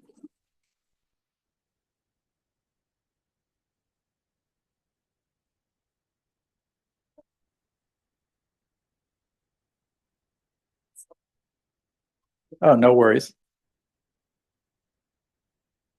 Good evening, trustees. Larry Hagquist, Executive Director of Educational Services. And I'm here to give you an overview of some of the work that we've been doing in our department related to professional development planning and curriculum planning. And I want to say thank you to Anna Darnell, who has agreed to come here tonight. And she asked me what time that she might be going on. And I said, well, I don't anticipate before 8. And here we are at 9. So I'll be up here for about 9 minutes. I wanted to remind you that I've provided a written report in the board packet. You can find those written reports on the 2 topics that I'm presenting about tonight on pages 420 and 429. I'm going to start with professional development planning, and I'm just going to limit my discussion in front of the board to the basics, the why, the how, the what. And with regard to professional development planning, what I really wanted to do, the reason why wanted to put together a basic plan for the year for PD was number one, I wanted to connect with the site leaders and with the PGTA so that we could talk about the way that all of the many different professional development initiatives that I had noticed as I came on board, the way that they're aligned with what we're doing with our core values and with our LCAP. So to build coherence and to avoid some of the potential pitfalls of PD planning that I've read about in this book right here, Coherence by Michael Fullen and Joanne Quinn. And I've shared some of those pitfalls right here. And they mentioned that even some of the most well-intended PD, if you don't provide context for it, can be received in a way where it feels like arbitrary top-down policies. It feels disconnected. It creates confusion, and it can actually backfire and create a demoralization and distrust. So the goal here was to communicate with our stakeholders, with our staff, with our site leaders, so that we're all on the same page, and that so we can all see very clearly the way that our initiatives align with our core values. And ultimately to be able to build coherence. This is just a visual to illustrate what it looks like when you have initiatives that are jumbled. And you can see sort of the confusion, the spread, the overlap, and what the initiatives end up sounding like are just a bunch of acronyms and terms. And we don't want our staff going through professional development, thinking about PD being just a bunch of acronyms. We've done PLCs, we've done differentiation, we've done cultural proficiency. We want the PD to have meaning, and we want people to see the alignment. So I've taken this and created just some basic visuals to showcase the alignment. First of all, you all know, and we've been talking about them a lot, our core values of belonging, safety, and prosperity. And you also know very well the LCAP and the 4 goals of the LCAP, which are the academic program, SEL, academic support and intervention, and number 4, cultural proficiency.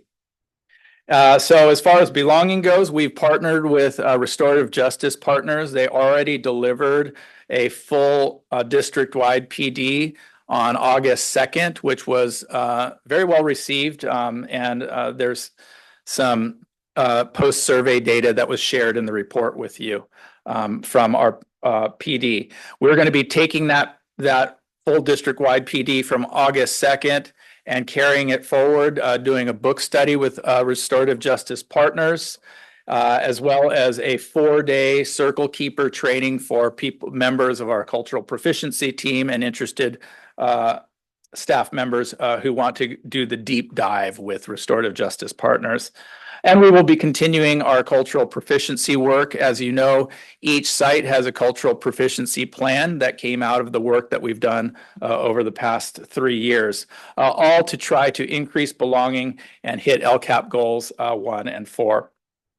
Moving on to safety, I'll go quickly through this slide because Assistant Superintendent Jorn addressed some of these things earlier in the board meeting. And these are some of the safety trainings and safety PD that are going to be happening, which align with our core value of safety. We'll be doing workplace violence prevention plan, injury illness prevention plan review, ICS 100 through 300. As Assistant Superintendent Jordan mentioned, we got your back training that came out of our Kimball work over the last year.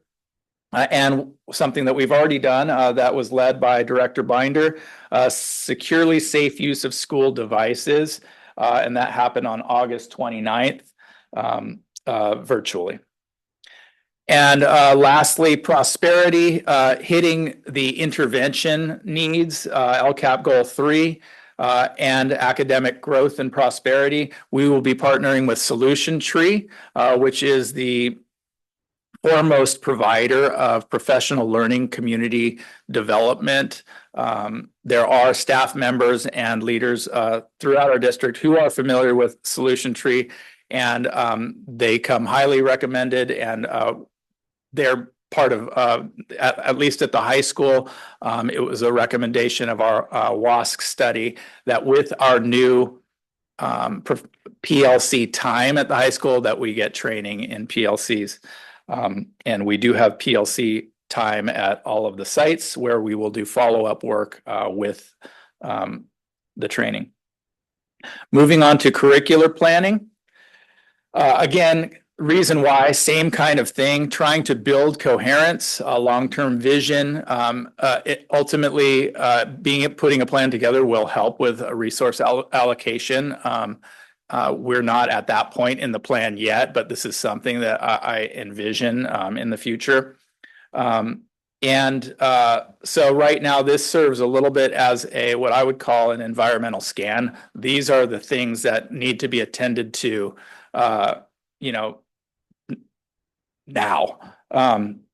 And we are, some of this adoption and curricular planning is happening right now. We do have an adoption process happening at the elementary schools, and Anna's going to speak to that in just a moment. But I wanted to outline really briefly the adoption process. You've got committee formation, needs assessment, eval criteria. Lewis, I don't know if you can move that forward. Thank you. Committee formation, needs assessment, developing evaluation criteria, bringing options to the staff members to choose what material they want to pilot, and then moving forward with the pilot. Anna will speak a little bit to that process that's happening right now. Reviewing findings as they relate to the evaluation criteria with the teams that we've built, and ultimately recommending new adoptions for approval, which this board has seen in the past. This is just a map of some of the current initiatives. And the ones that I want to highlight here right today are the EL pilot, which is Anna will speak to, ethnic studies, which is a course that we will be having to offer next year as a semester course with the graduation requirement 2030-31. That graduation requirement will couple with the financial literacy requirement in 2030-31. However, we don't have to offer the semester course for financial literacy until 2027 and 28. But next year, ethnic studies is going to be a course that we offer. Fortunately, the CDE has a model curriculum, and fortunately, we have this year a new teacher at the high school who has stepped forward and expressed enthusiastic interest in, being the teacher for ethnic studies. So I'll be working closely with the department and with that teacher and looking at the model curriculum and starting to develop a course outline with that teacher. And then also health education, AB 329, California Healthy Youth Act requires comprehensive sexual education at least once in middle school and once in high school, starting in grade 7. And this is something that came up that we're looking at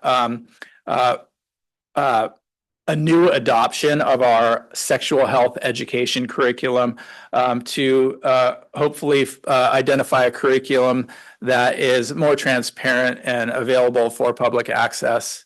And so those are some of the three or some of the main highlights of the curricular initiatives that we have going on. I would like to invite Anna Darnell up to speak a little bit about the adoption process that is happening at the elementary schools.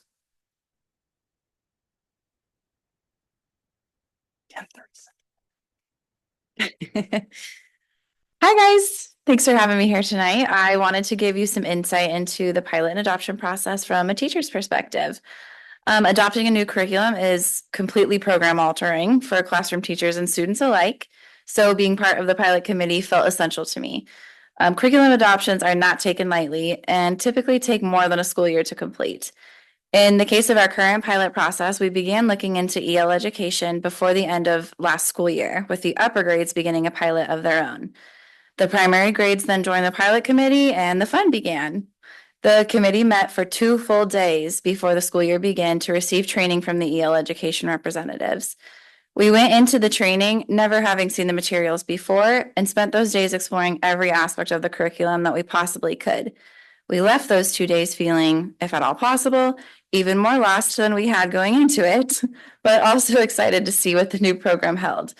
What followed was countless hours of meeting with our grade level teams on Saturdays, creating shared Google Drives containing important slides and documents, making endless copies, cutting, laminating, scouring the internet for helpful videos, highlighting teachers' additions, adjusting daily schedules, reprinting homework materials, and sending frantic text messages all before the first day of school. Although we began the school year feeling nervous, like first-year teachers all over again, and slightly apprehensive to leave our beloved super kids behind, we were excited to implement EL education. We, my grade level team, and I knew after our deep dive that this program was different, heavily focused on collaboration and student-led learning. We are about 3 weeks into teaching EL education to fidelity, completely leaving our tried and true programs behind to try something new for the sake of our students. We're already seeing a shift in the way that our students are learning, interacting, and progressing. I share this with you not to ask for a pat on the back for the hard work, but to share how worthwhile the effort is to truly vet new curriculum before committing to adopt. While EL education has been impressive so far, we will be starting this process all over again in a few short months with a different program. Once we've explored another program fully, we'll meet as a committee to compare it with EL education before making a final decision on adoption. We teachers know the importance of truly exploring the options before deciding what program is best for the academic progression of our students. We're dedicated to providing the highest quality academic program to our kids, no matter the time commitment. So thank you for letting us be part of the selection process.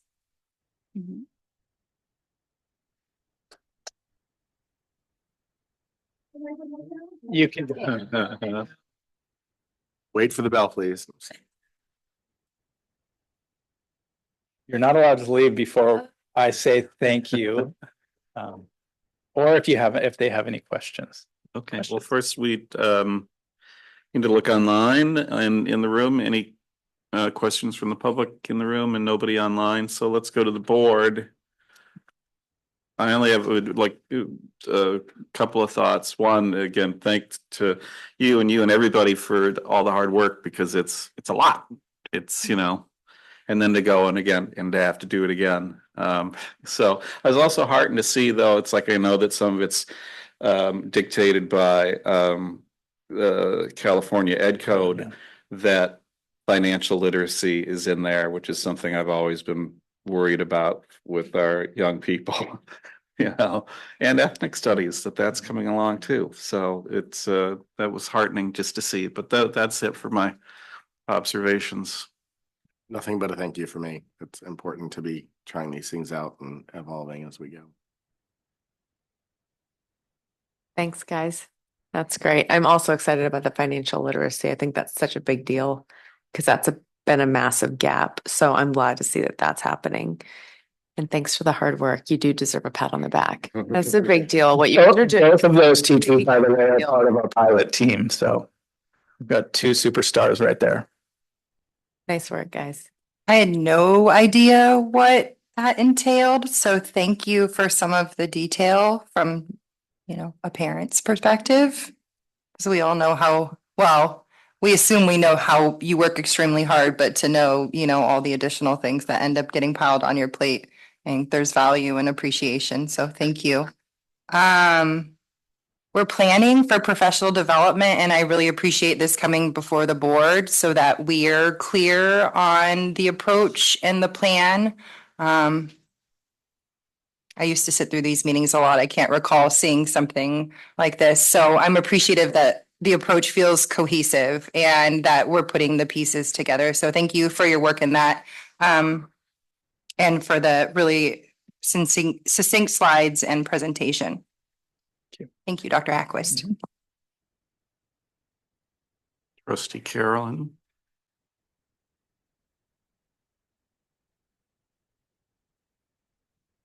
Oh, the only question I have, thank you, by the way, very informative and agreed. I don't know if I've seen anything like this, so it's really cool to see just like, where we're going to start, maybe an update on where we went. Maybe we don't hit everything. I don't know, life happens, it's fine. The teachers who are on the pilot committee, is that an adjunct duty or like, how are we paying them for that? We're not paying you for that? Why aren't we paying them? So much. I'm opening a can of worms, I know, but can of worms. Oh, Promised, yeah, you are. I promised Anna that I'd bring her Starbucks tomorrow too. That doesn't pay for it. That doesn't pay for all your time. It is volunteer.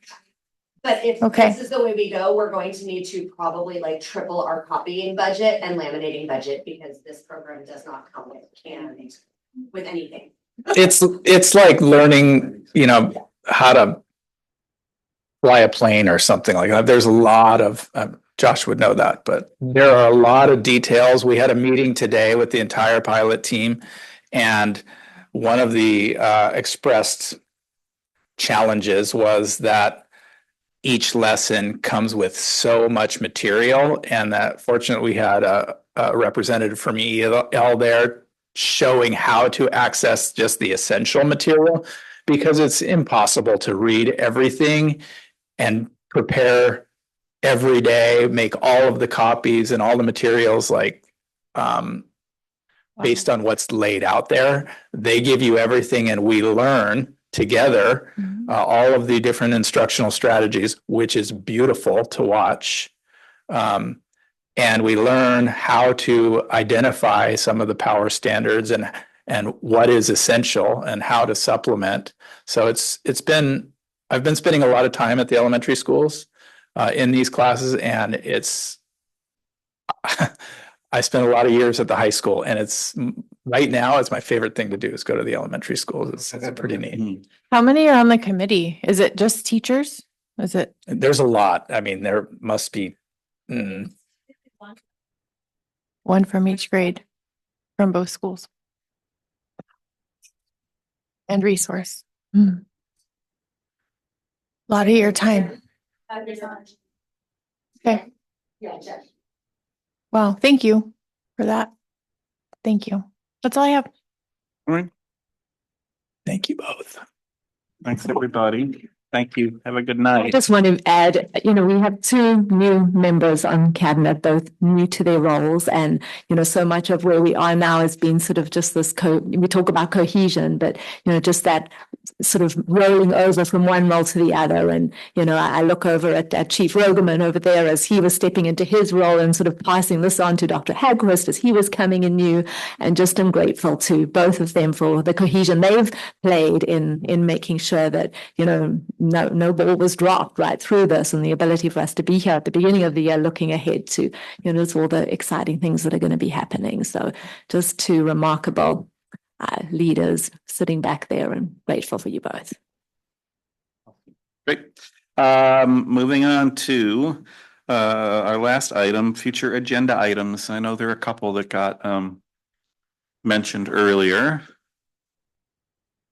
Trying to remember, Carolyn, you had a couple. Yeah, I've made them more succinct because we're getting down to the wire. So number one, I think athletics policy, the eligibility, the grade eligibility would be something great to bring to the policy committee. That's what I always try to think like, how can this become policy? Because that's what we're supposed to do. So if staff and the board agrees with that, I think that's what I want to add to the next policy committee is to review the eligibility, making sure that it's equitable, inclusive, all those things. Because we heard about, that was just like the theme tonight. So I feel like the universe is showing that to me for some reason, to all of us. This one's not necessarily future agenda, but I'm wondering if you wouldn't mind emailing us the WASC report for the high school and the community high. And I'm sorry if you already did that, but if you could do it again.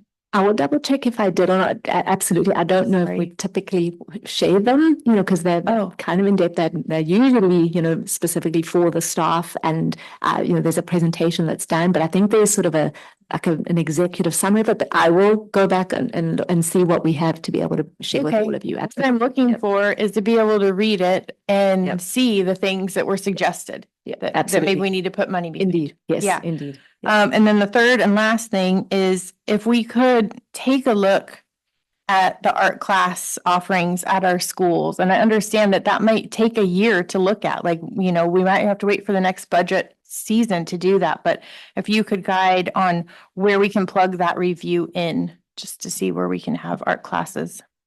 Thank you. And just to clarify that, we're thinking like K through 12, right? Yeah. Yeah. Yeah. TK through 12. Yes. Yeah. Yeah, I like that. What's that? And the adult school? I think it's in the medium school. Adult school has its own kind of, so if Barbara wants to, but that's it's kind of different. But, and I would love even just a preliminary information, because I know that we have art at the middle school, but I don't know if that's a 1.0 FTE. Look at what our offerings are now, and we can present that to the board as a next step. But then what I'm hearing is sort of more long-term planning. Long-term planning. Let's see what we can. My initial request, I'm hoping takes 10 to 12 minutes of your time to just kind of give us an idea of what we have existing, and then we can go forward. Thank you. All right. Jen? She covered the ones I had. So, yeah, I'm good. I have one that we didn't discuss in the meeting tonight, but mine is along the lines of health and safety. I'm not sure how we'd word it in an agenda item, but I would like to discuss district-wide having multiple points at each site that would contain accessible AED, Narcan, and general use epinephrine, specifically in gymnasium, cafeteria, sort of any general area where kids are gathering. So if that's something that we could work on or discuss, I'd like that. We can bring, definitely more information forward for that and see where we go with that, of course. Yep. Okay. Excellent. Point of clarification, please. Laura, can I ask you, so I know that we have some of those, right? So are you asking for kind of like a summary of where they are, what exists already, or? I don't think there's anywhere specifically where they're stored together.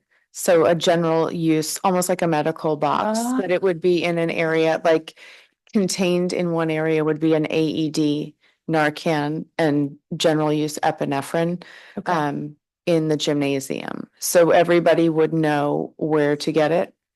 And it's all in one space. Cafeteria, gymnasium, anywhere where there's gatherings where there could be an emergency.